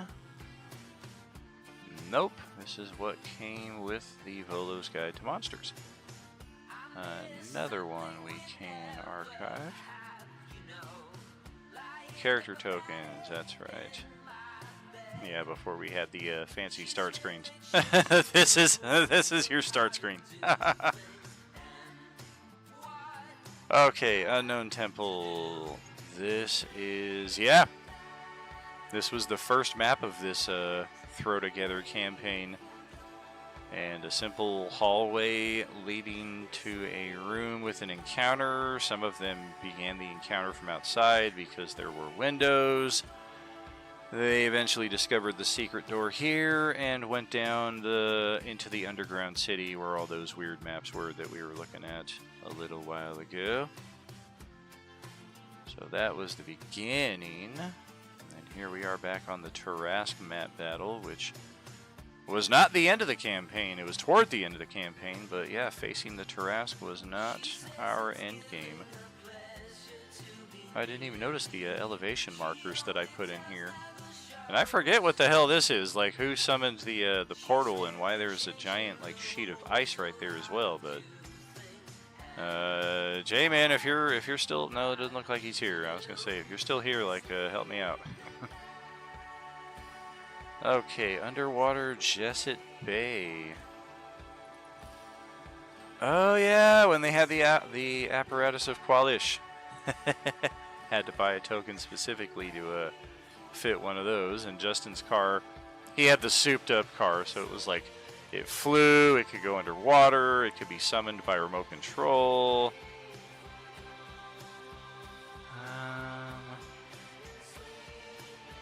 Yeah, looks like we had some fish encounters down here, but it doesn't look like they really it doesn't look like they bit, because all of the fish are still at full health. So I think this was an intended encounter that the party likely found some other way past on their way to the underwater city. Yep, this was the beginning of finding the Kraken.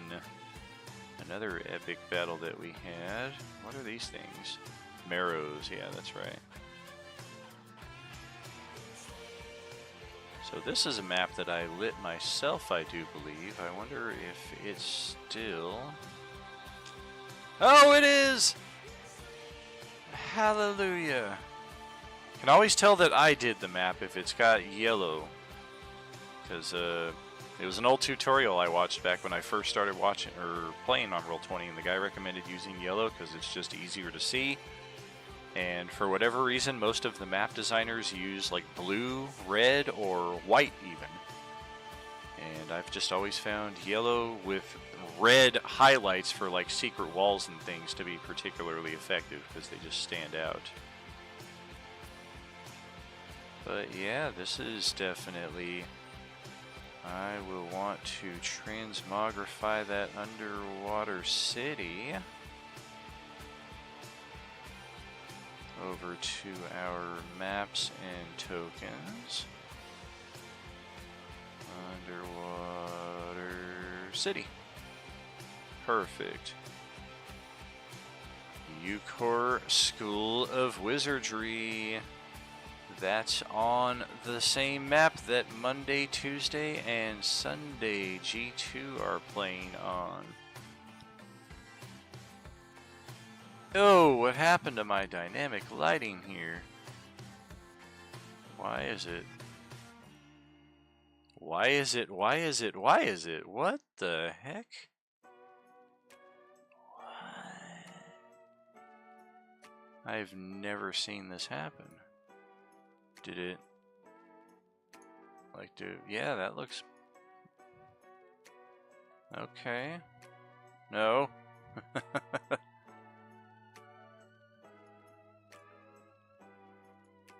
Oh, come on. Very, very strange.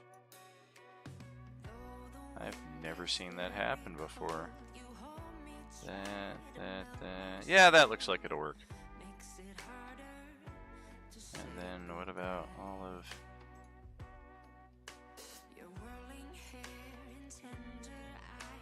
Oh my gosh. Okay. So we got that, but then... Okay, yeah, I'm gonna say this is irretrievable as far as the lighting is concerned, because yeah, this just does not... It does not line up anymore. I don't know what could have happened.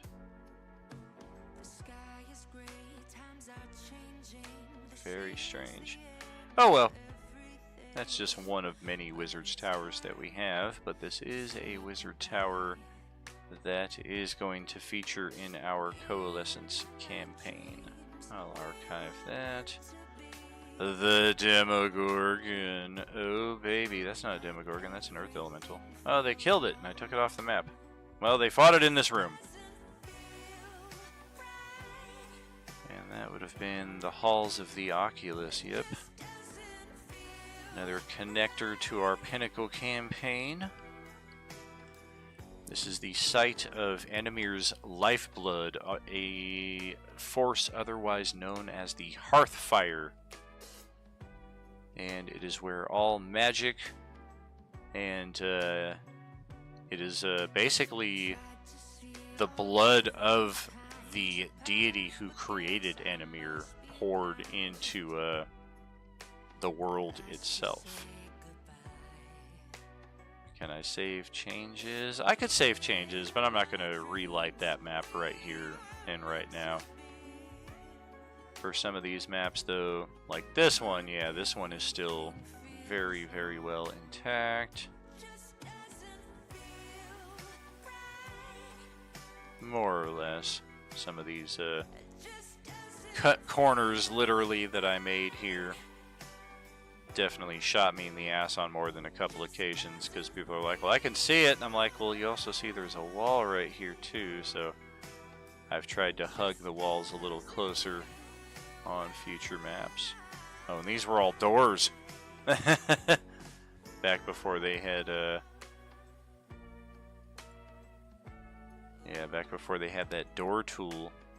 Like I said, I would use red mixed with yellow just to kind of indicate what a door was, and then I would place a token of a door on that spot. But a lot of times players would just kind of gloss right over it because it wasn't obvious that this is a door. Having This thing now where you can place a door is very, very handy. Anyway, I think both of those maps can be transmogged. We've got a bit of a lag. There it is. Maps, tokens. Halls of the Oculus, the Demogorgon. Isn't that what it was called? Was the Demogorgon battle? The Demogorgon. Alright. Oh, there it is.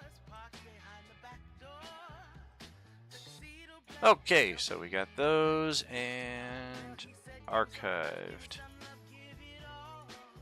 Well, it's good news that I'm getting some of these things, unless it's this Pevashon Mansion, which it could be.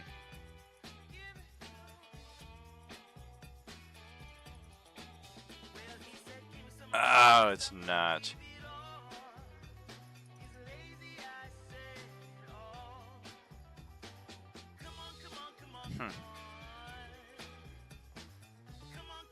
Yeah, that looks a little familiar, but not quite what we used, unfortunately. Okay, so what's up at the bridge?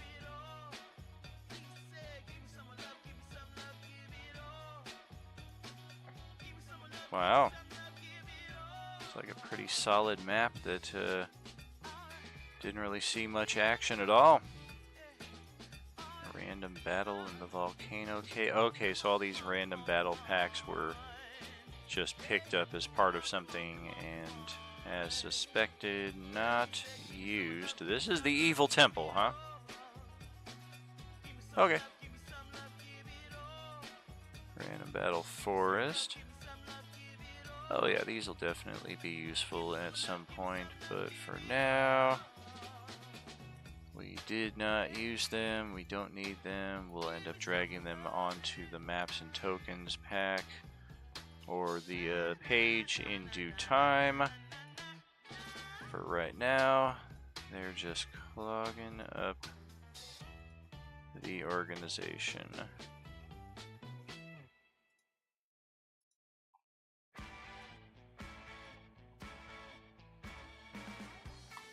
Now I think we've got the ones that are left, the real ones. Pure Chaos. Oh, yes, yes. Oh, I had so much fun with this one. Yes.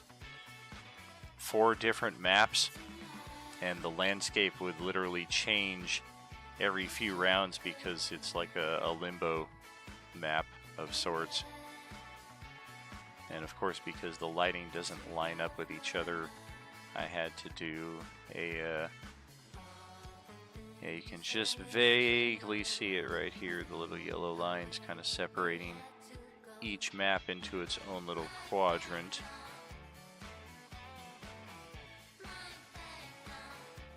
And oh yeah, better believe I built all these by hand, and then these ones didn't even have lighting on them. I don't even remember, where are the characters at? I thought we played this, but I don't know, maybe they teleported out after the fact and disappeared, but it's kind of weird. There's no monsters or anything.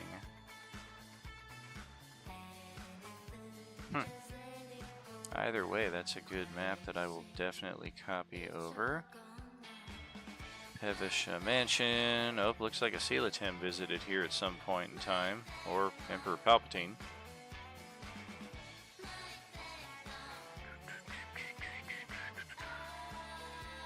Yeah, this was a entertaining mansion, but pretty small compared to the one that I am looking for. Are they all lit? Oh, look at us using some of the early rain animations. This is back when I ran all the games on a laptop, little HP laptop. Mansion cellar.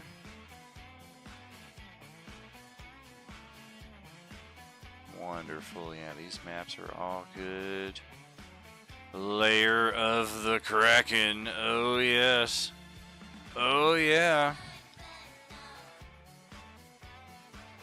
That was a lot of fun. Underwater battle. And I think is... Okay, I deleted it. But there was a... Ah, yeah, here it is. It's underneath. So there's a piece of the map where you can see that the gate is still intact. And then after they... I don't think they destroyed the gate. I think the Kraken just burst through it, and then we had this map replace it. One of those cool maps with the multi-layering effects, and the lighting likewise intact. This is a miracle, I have to say. Kraken Temple. Yep, this was after the Marrow battle.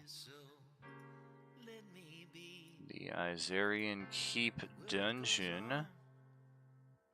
Pretty small dungeon. But the lighting is good. Unexpected little treasure trove here. Factory Vehicle Bay. What's all this?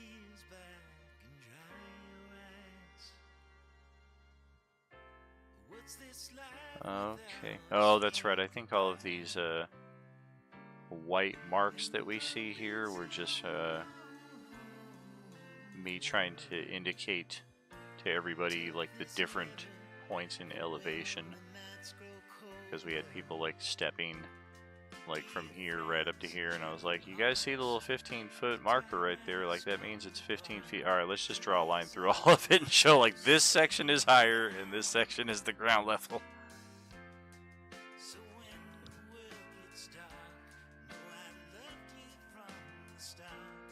Oh, another one of our old school animated effects there, the Chaos Portal. Very cool. Factory support level. Good gracious, what is that? Yeah, it looks like it was this campaign where I made the change at some point to start putting the health bars on the bottom and giving the bad guys the red bars, so cool little peek at the historical process there. The reactor. The reactor's down. I guess for Labor Day today. Ah, yes, the original spiritual weapon token right here, and it's a cool token, but I don't know how to find it now because it's not under spiritual weapons. So in going through the assets, it'll be cool to rediscover just where that is. Oh, was that a fire giant? Is that what that was? Yeah, the fire giant dreadnought. Yep.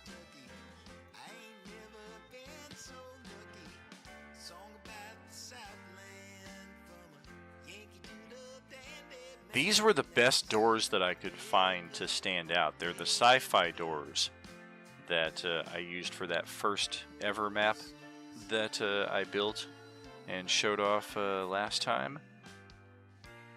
And I think they worked out pretty well in showing. Oh, gotcha. I see what you're talking about. The double shield show. Oh, nice. Yeah, here's some APIs left over here, but you can tell when they work, this is what they will look like. And I don't know, I've talked about it numerous times over our Coalescence campaign, but I don't think we've ever had one. I take it back. I think we had one on Sunday night, maybe Sunday G4 or G2. But otherwise, the API traps that I put in, this is what they'll look like when they are revealed. Did we have some? I couldn't remember because like the web indicator right there will show you that it's a trap. The bloody eye icon is what will come up if you see the trap before it's activated. And then if both of them are up in addition to the effect itself, of course that means that the trap has been sprung and you can all see what's happened with it. Yeah, with the API shutting down seemingly like every other session, I've kind of shied away from using the automated traps, especially with as many things as we have going on at once in Roll20. Well, looks like we got some boulets, an upside down beholder. Oh, okay, and this map has no lighting to speak of, so we can just get rid of that. Alright, the Aquatic Labyrinth. Oh, baby.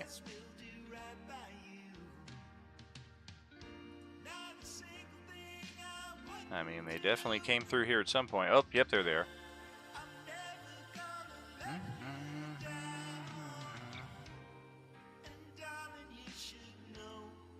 Okay, so yeah, all of these maps I think are good. Unfortunately, none of them are the map that I came here for, but fun little pivot, fun little trip down memory lane. I am gonna bring over the Pevisha map, because I don't know that I have that anywhere else. Alright.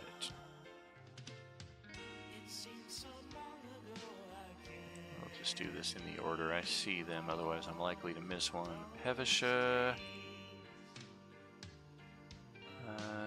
The bridge. I'm gonna bring over the Insarkoth as well, even though it's an ugly map. It's a fun one. And just as quickly, I think I'm going to probably delete it because it has no purpose on that place. Pure Chaos, Pevishan Mansion 1, 2, and 3. The Mansion Cellar. Lair of the Kraken, Kraken Temple, Izardian Keep Dungeon, Factories. We got 1, 2, 3, 4, 5 of them. 1, 2, 3, 4, 5, and lastly the Aquatic Labyrinth. Wonderful. All right. Until next time, Enemy or Prosperity, it's been real. And then here we are back on our original maps and tokens. And yes, I'm going to delete the Insarkoth 2 battle here. Just don't need it on here. It'll still be intact on the Prosperity page.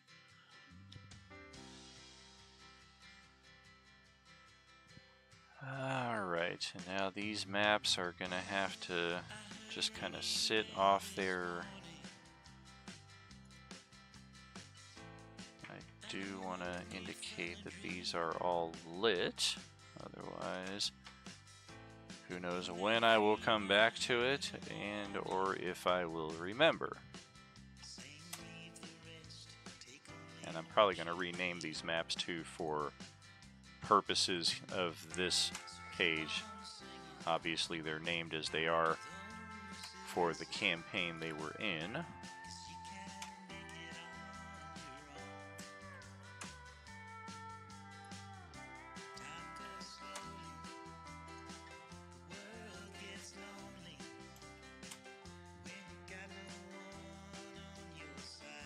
Don't have a whole lot of maps that are lit on this page. They're all on the other one. And I do have plans of using many of those in our current campaign, which is the primary reason. Not even the primary reason. It's one reason why they're separate from this page. The other big reason being is for space limitations, because the page just wasn't loading up with as many assets as we have on here. Alright, so that's all set. Those are all lit. Those are all good. And, well, I guess we're going back down memory lane because we're going to look for that mansion.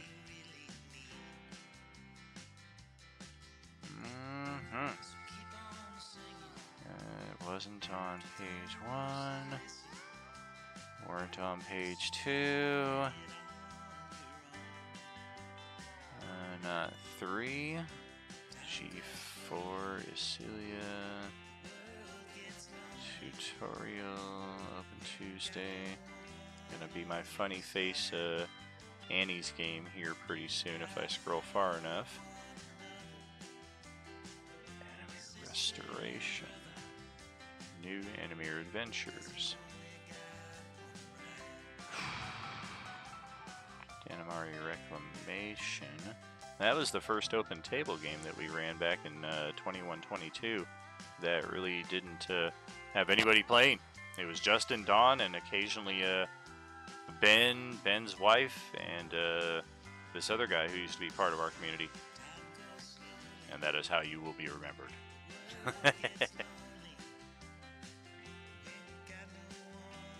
If you write a song at the age of 22 entitled Bitter, you're probably going to have that as part of your core personality. Jefferson City.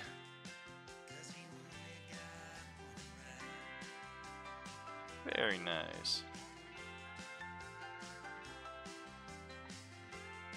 My sister's out there by Lake of the Ozarks.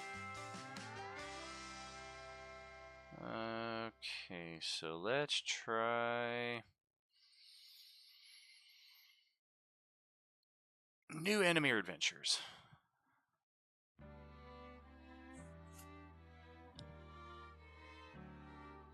Yeah, before there was an open table game, this was kind of the first concept of it when I wanted to run more than just the one game every week, when I was kind of itching for a little more time with the friends and all that. I started a second game on an off day that would hopefully fit most of their schedules, and I think it was like a once every 2 weeks, once a month kind of a little side quest adventure bit of fun. And yeah, here is the updated Danamar map, although it's only the southern territories. All of that lakeland and stuff that we saw on that other Enemy map is all off location. Okay, first encounter. Wouldn't be proper without some bandits. And here's all the tokens I used to use for our player characters. I would use the portrait ones to represent monsters, and then the full body ones for our characters, but I don't know. It's cool in some respect, but in other respects I totally get that it's just you don't see the tokens as well on this map as when they're in illustration form.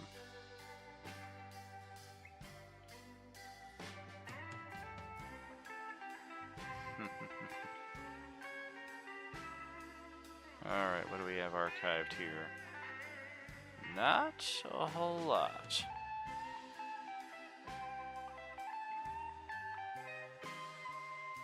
I feel like all of these are archived for a reason too. Yeah, like these are riddles from Tasha's Cauldron that I did not use. And then these are all the sections of ruins that I did not use. Do these come pre-lit? Is that why I have all of them? Yes.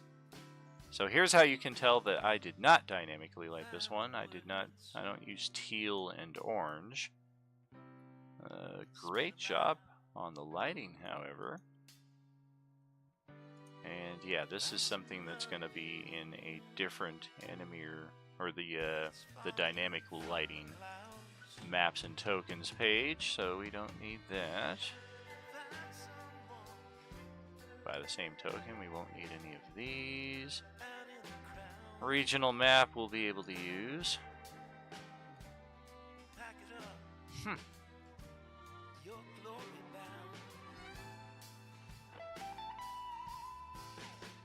I guess there's really nothing on here aside from the regional map.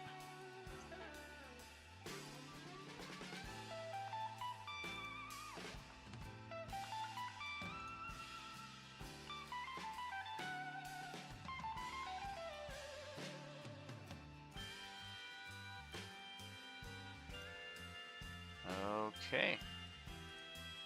Well, we'll exit that game and we'll keep looking.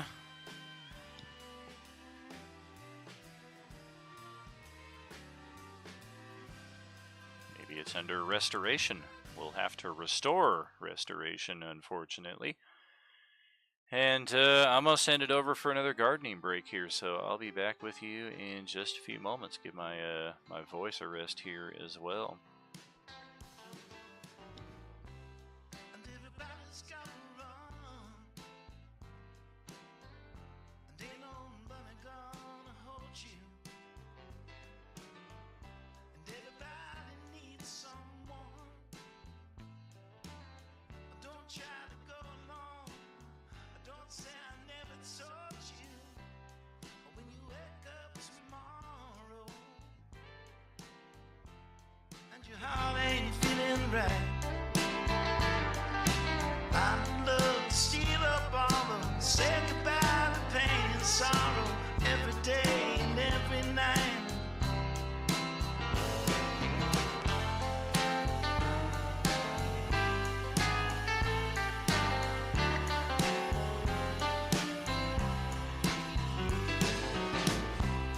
I once heard somebody say, this is living don't come easy, and you never find your way. And if you try and walk alone, you already lost, believe me. And if the word rings true, and there's darkness before light, find somebody and get together. Make love last forever, every day and every night.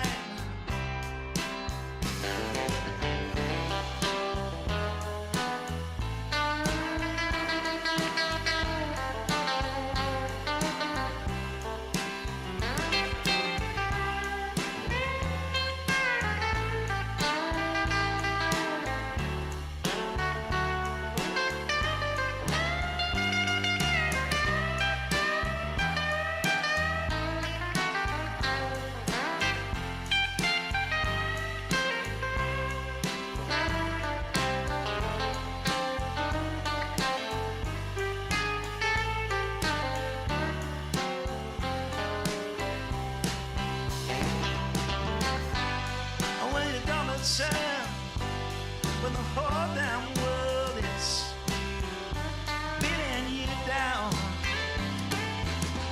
What about when you get burned from the tricks you never learned? And now you're dead on the ground. The story's sad, but it's true, and it can get the best of anyone. This loneliness won't get you through. You're gonna need to find a friend. You're gonna need to find someone. And if you wake up tomorrow and your heart ain't feeling right, find love to steal or borrow. Say goodbye to pain and sorrow every day and every night. Every day and every night.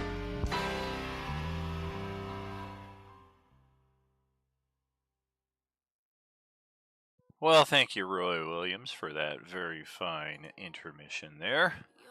We'll get back into it here now, however. Oop. A little bit extra there. I likes my music plenty loud. Get funky with your friends from Metallica Friends. All right, this ain't Metallica. I just throw together random quotes all the time, hoping that somebody will identify like even 5% of them. But I'm often just kind of like lost in my own head doing this this stuff. Okay, so enemy restoration. Yeah, here we go.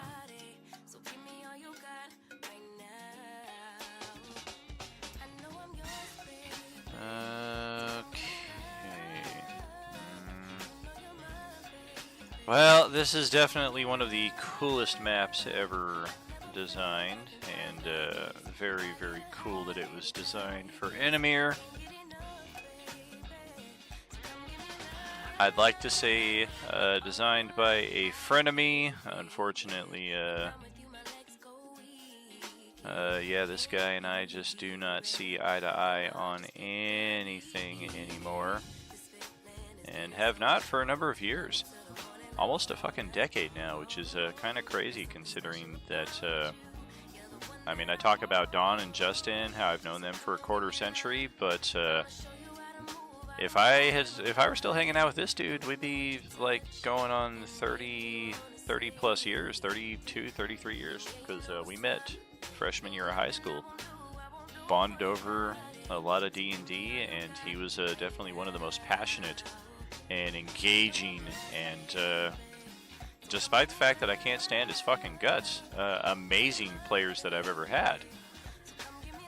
And I used to have a system in place called Loose XP, well, kind of like Loose Flank. The thing with Loose XP is because when I designed Enemir, there were just so many. You can see he spilled something here on the map, dude. He was so pissed about it.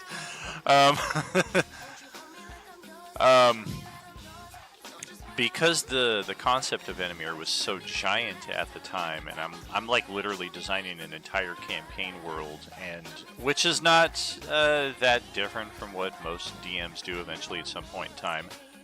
The primary difference is I was very eager to roll it out as soon as possible, so it wasn't a matter of let's get the campaign world finished and tested and play tested and then actually start enjoying it. It was, let's toss all these ideas in the hopper and go play in them and enjoy it. And the Loose XP came about as I would offer the players experience points that would kind of sit in the bank for a while, and they could use those XP for leveling up their characters. I think that's all it was really there for, was XP that you could use at any point. There was a limit to how much of it you could use at any given time, because I had one player who literally designed a monster manual for Enemir, and at one point in time he had the most Loose XP of anybody, but he always forgot about it, so it just sat in the Loose XP bank for years and years before I finally had to tell him, like, you need to start spending some of this. And he eventually did. But the guy who drew this map for me did it for, I want to say, 50,000 Loose XP. So it was a few levels worth of XP for a mid-level character, or a lot of levels of XP for a low-level character. I believe he used it for the former, though. He took like a level 10 guy to level 13 or something like that. And this is all 3E as well, so slightly different XP tracker. Alright, so that all being done, I'll check out another homebrew map that, yeah, this would be Jason. I do believe. Yes, I did add some to this map, but this was originally a Jason Nooner original, Ravencraft. He's in our Discord server under Grendel. Also one of my longest friends who's been with us for many, many years, played many adventures. But he does a lot of his own homebrew stuff now, so he's not as involved in our day-to-day, sadly. But yeah, I can definitely tell based on the numbers on here that I definitely did some input. It's very likely that I probably put this Nevada-shaped building in the map also. And a lot of these sections I feel like I probably fleshed out. Like, I can tell some of this was his design, but looking at this more and more, I feel like this is like maybe 30% him and like 70% me. Like, I feel like this area is his design. That kind of looks like I didn't do that. Likewise, some of these off to the side of the road, etc., I would say. But otherwise, I feel like I kind of fleshed out a good portion of this map to make the City of Devils.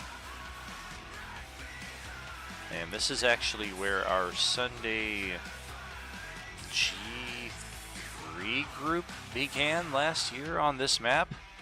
This is the map that has the Illithid Casino and the city of Viator, the city of devils. That is where the Illithid Casino is located. So this is actually the first we've been able to look at this map. I wish I had remembered this existed. I would have brought it in for the Sunday G3 game at that point in time. I think this is the Illithid Casino down here, if I remember correctly. The Triforce building, essentially.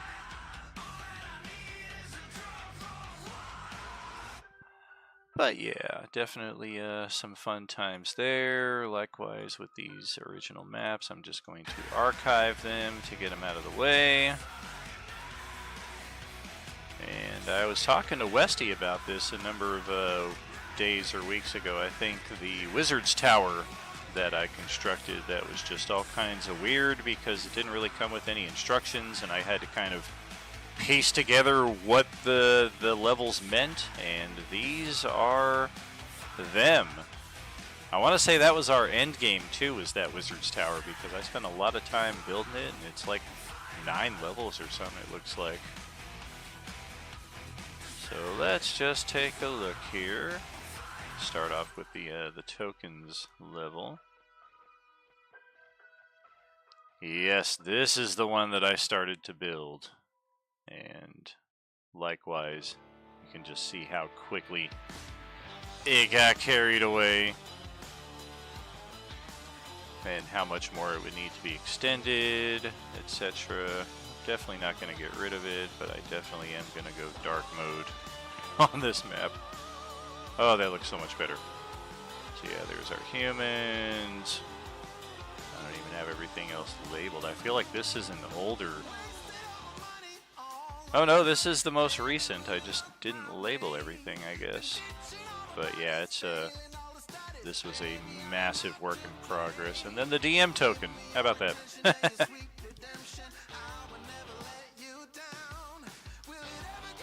What's this?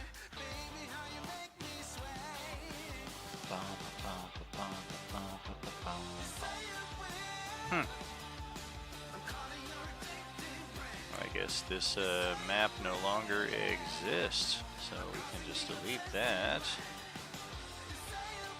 Likewise here, deletion.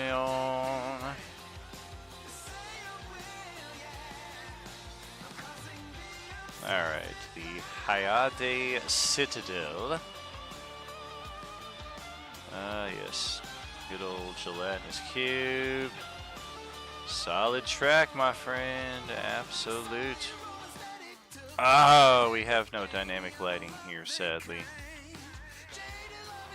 What about level 2? Damn, likewise, we lost the lighting. We did get a lot of good fortune on the last game page, though. Oh, something's here.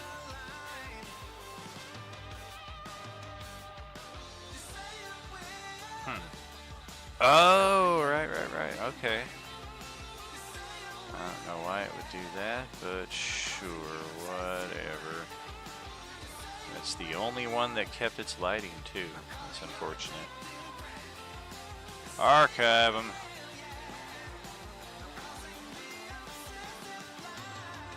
Vathali, our starting home base, I believe.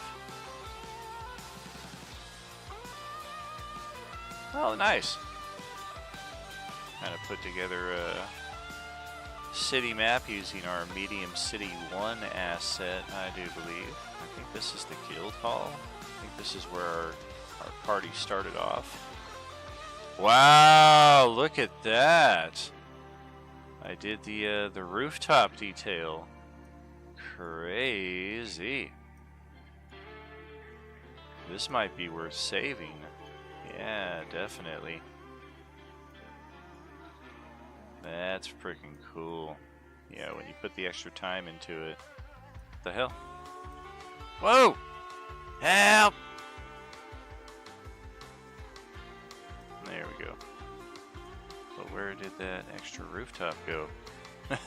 I lost it.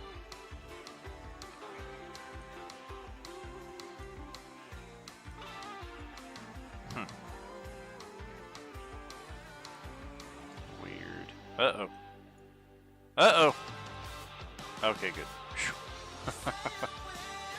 Stop fucking around with these things. You're a dead brain. Crossing the obsessive line.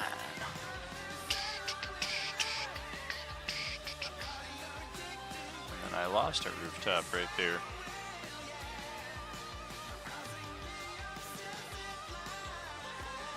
The good old undo that I seem to have misplaced at some point. Alright, well, let's get this.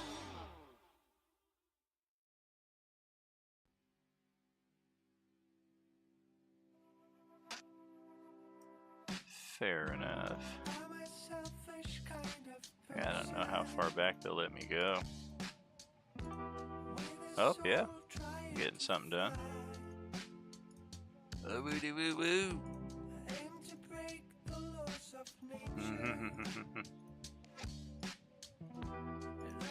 Really, I just want that missing rooftop back. I don't know where it went.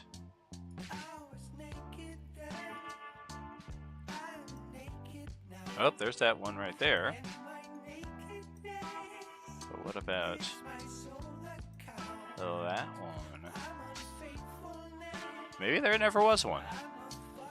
Yeah, I just imagined it. Because I feel like this was the one that was missing that started it all. Maybe there just never was one here. Either way, definitely going to keep that map. The House of Astafoli, another one of our end game. And yeah, the first attempt at creating a Japanese style setup here. Our little decorative gardens.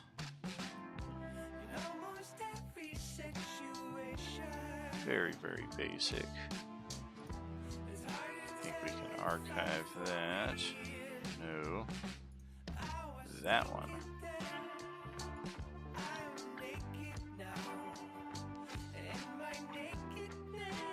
The Temple of Varanor.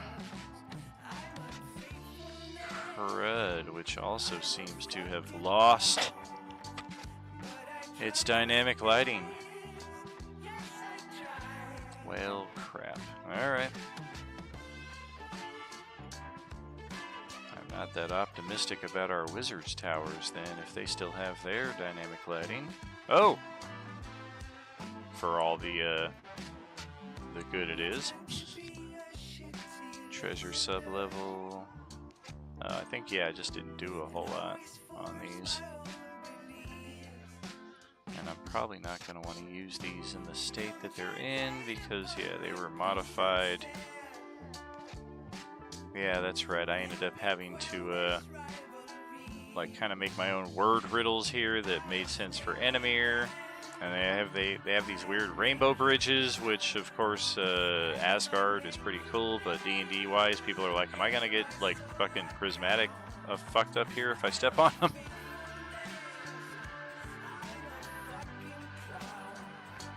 Yes, and then the redirection of light. I had to set something up here. You have to, like, turn the statues and get the light to angle in a certain way to start spinning this section here in the middle to get the right runes to line up in the right side. Like, literally no instructions for these whatsoever. It's just like, here's a wizard's tower with this, and I'm like, well, what is this? What is this? Ice level. I don't even remember what I did with this. It had something to do with these tapestries on the wall, I'm pretty sure. The blood level. Oh, here's some lighting. Yeah, the trapped corridor there in the middle with the spiked walls, chain devils around there. Looks like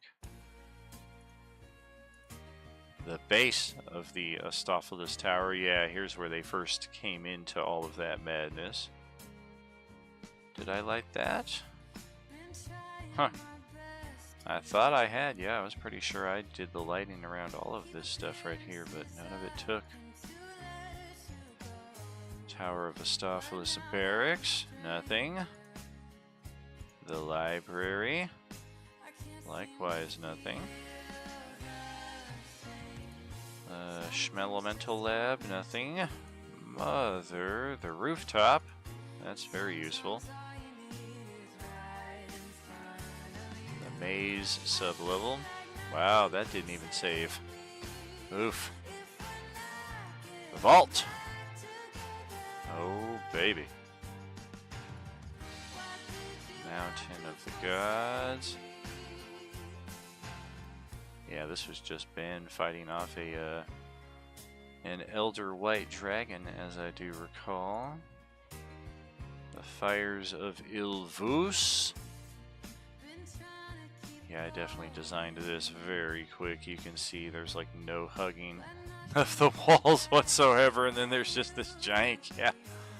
I will not be saving this map to our maps and tokens.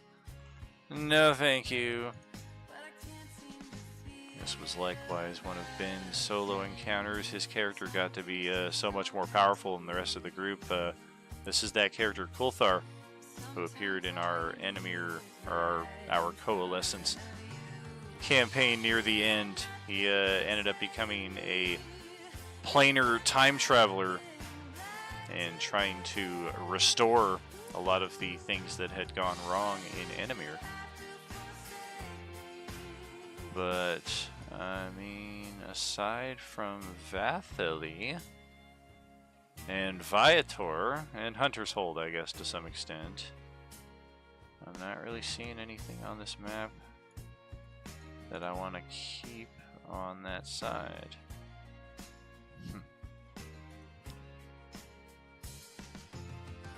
That's a shame. It's got to be around here somewhere.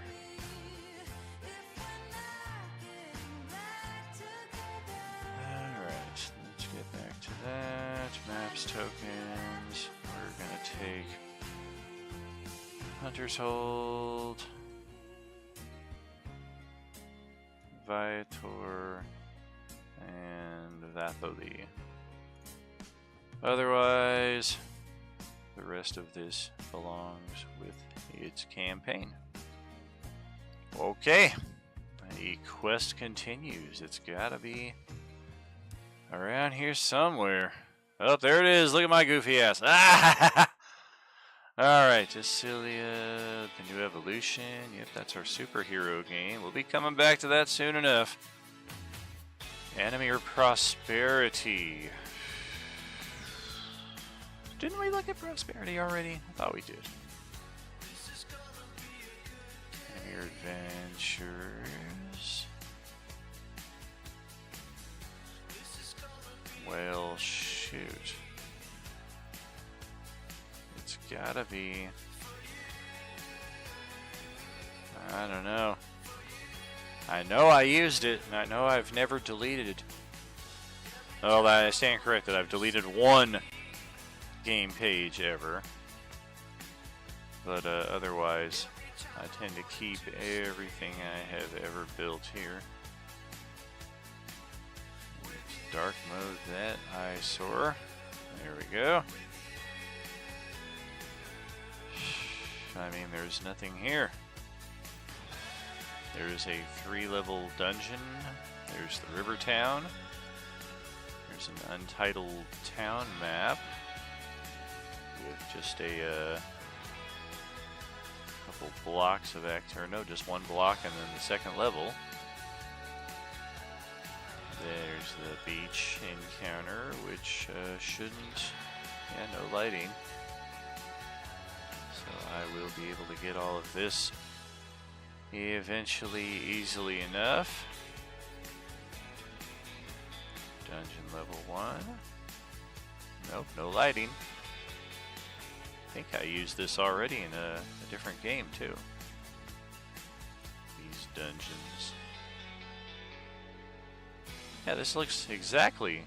Yeah, okay, so this is the one that we did. Goodness, look at that, 2017. Alright.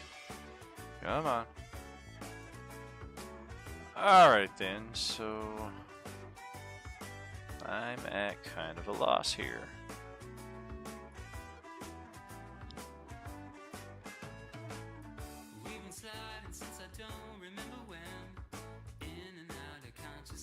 couldn't have been gears, griffs, and guns. Watch it be in here.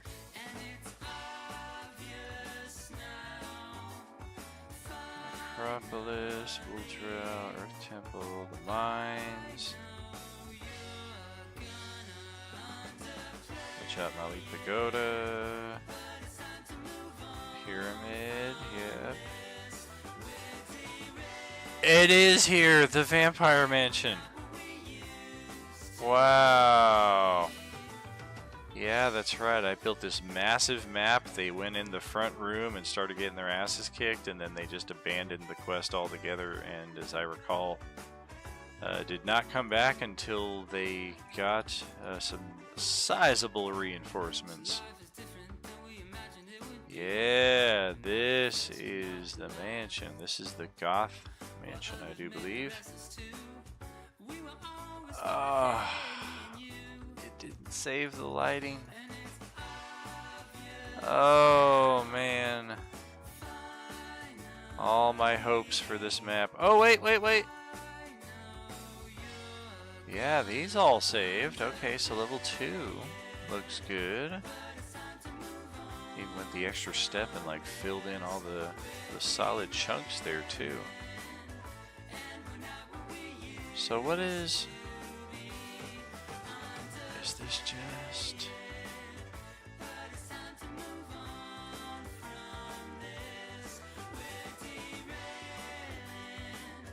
Yeah, I really don't know what would have happened to the lighting there. What about the third level?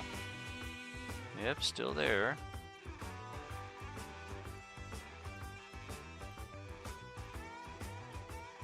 But overall, yeah, it just looks like most of this map went unexplored. I don't know that we ever went back and closed this out. This might have just been an unresolved quest. Or no.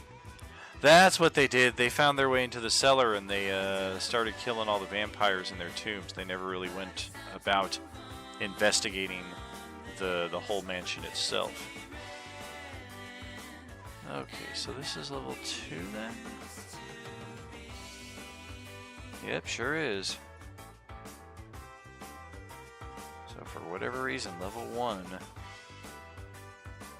did not save the lighting.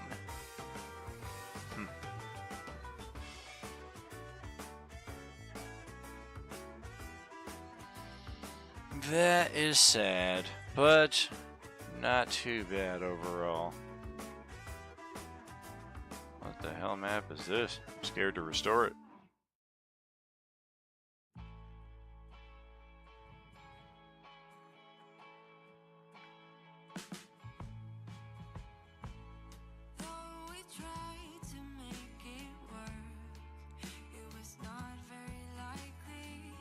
We had our Hackmaster here as well, where the characters entered a contest at the end of the campaign and had some PvP there.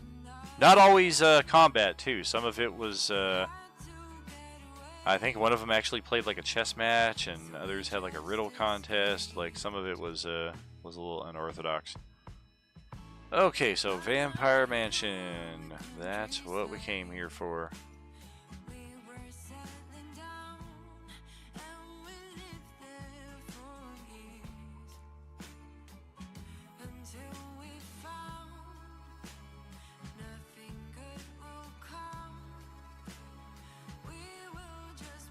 Wonderful.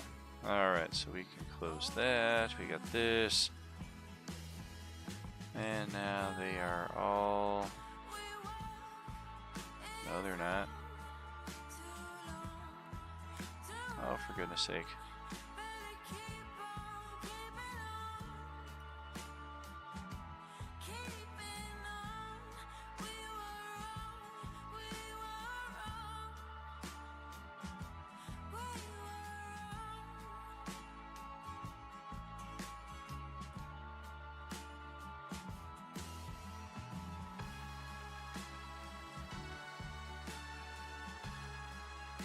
Oh, they all got shunted to the bottom. Alright, that's fine. Where's that last one, though? Aquatic, Labyrinth, Kraken Temple. Lair of the Kraken. Huh. Weird.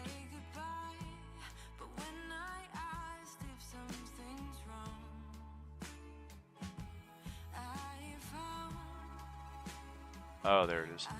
Vampire Mansion. 4. There we go. Wonderful. Okay, Underwater City. Yeah, we want to get that kind of over there. Oh, come on. Excellent. Organize the chaos. Pure chaos. Okay, so Vampire Mansion 2. Not the Axe team. That's what they, we had such a large party and a difference of opinion as to how the adventure should be run, which party members should be acceptable, and vice versa. And I speak mainly in terms of we had a vampire in the group, not talking about like any legit racism, not that that's ever legit. But that was the... And also Don's character was playing a Tabaxi assassin who got himself in trouble on more than a few occasions and kind of rubbed some of the party members the wrong way. So between him and the vampire, a substantial part of the party was like, we don't really want to do this anymore. So we kind of split the campaign, and the players who didn't want to side with the vampire and the assassin created new characters that would fit with that team. And then vice versa. You know what? Actually, I'm wrong completely. We had so many players, is what it was. I think we had like 10 players, maybe 11 players. So we split it into two different parties, the Axes and the Swords team. And that was kind of one of the driving points as to why that happened, because we were just running a very large party, which seemed to work fine enough for everybody at the time. But eventually, those differences of opinion in game did kind of rear their ugly heads, and that was part of why the parties did end up splitting up. And then eventually they did make their way back together towards the finale of the campaign. But yeah, that Gears, Griffs, Guns campaign was a lot of fun. Okay, so that is Gothic Estate, I do believe. Yes, the difference. Murder Mansion, I believe, is the same exact layout. It just has a different theme to it. So I may be able to make double use of the dynamic lighting if it is, in fact, an identical layout. If not, no biggie. But Gothic Estate, I do believe, is largely set for what we need. Yep.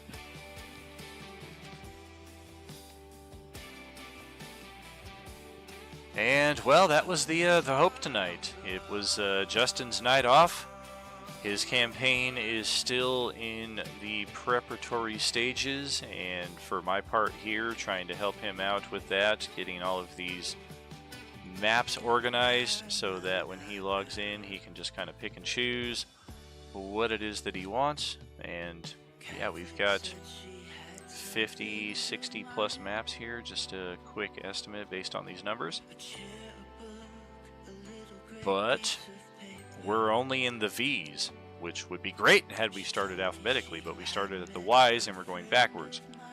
So there is still a hell of a lot to sort through here, which is why I am hopeful that Justin and all of our players at the alternating Tuesday night campaign will bear with me while I continue organizing all of this. I know at a certain point he's likely to be able to jump in and just grab what he needs. He probably doesn't have to wait for me to complete everything, but there's definitely a lot that he asked for that rather than just going right to it and putting it in the map page, I'm trying to do it in a organized fashion here.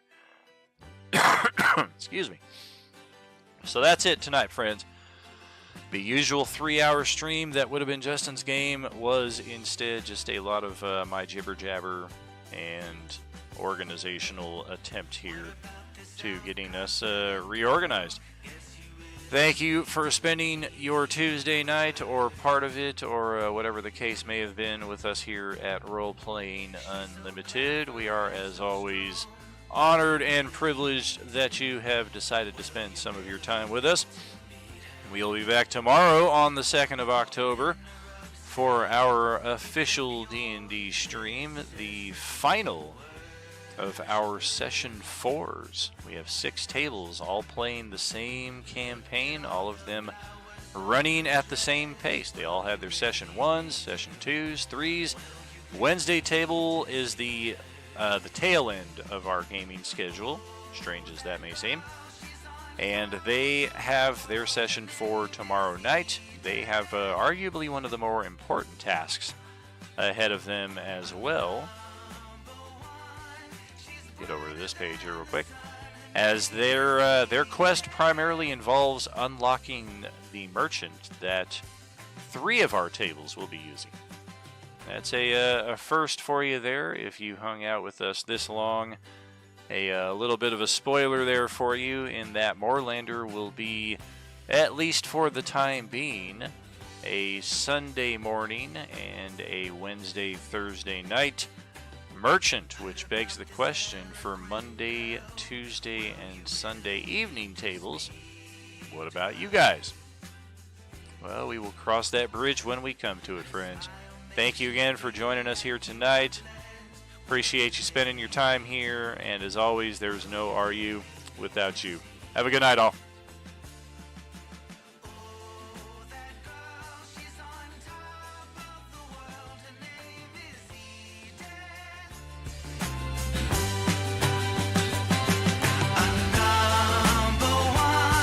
She's brighter than the sun. Her name is Eden.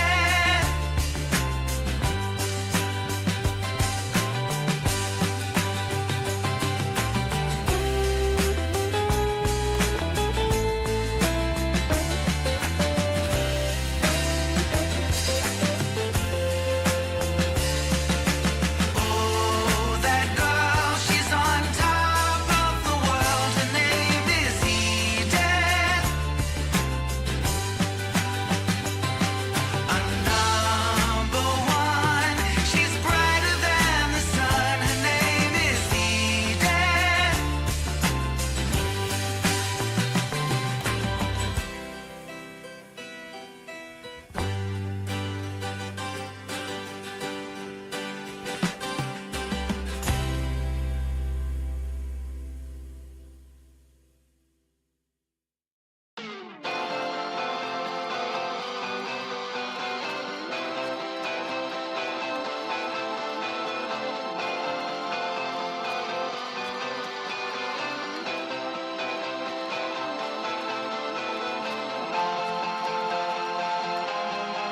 Early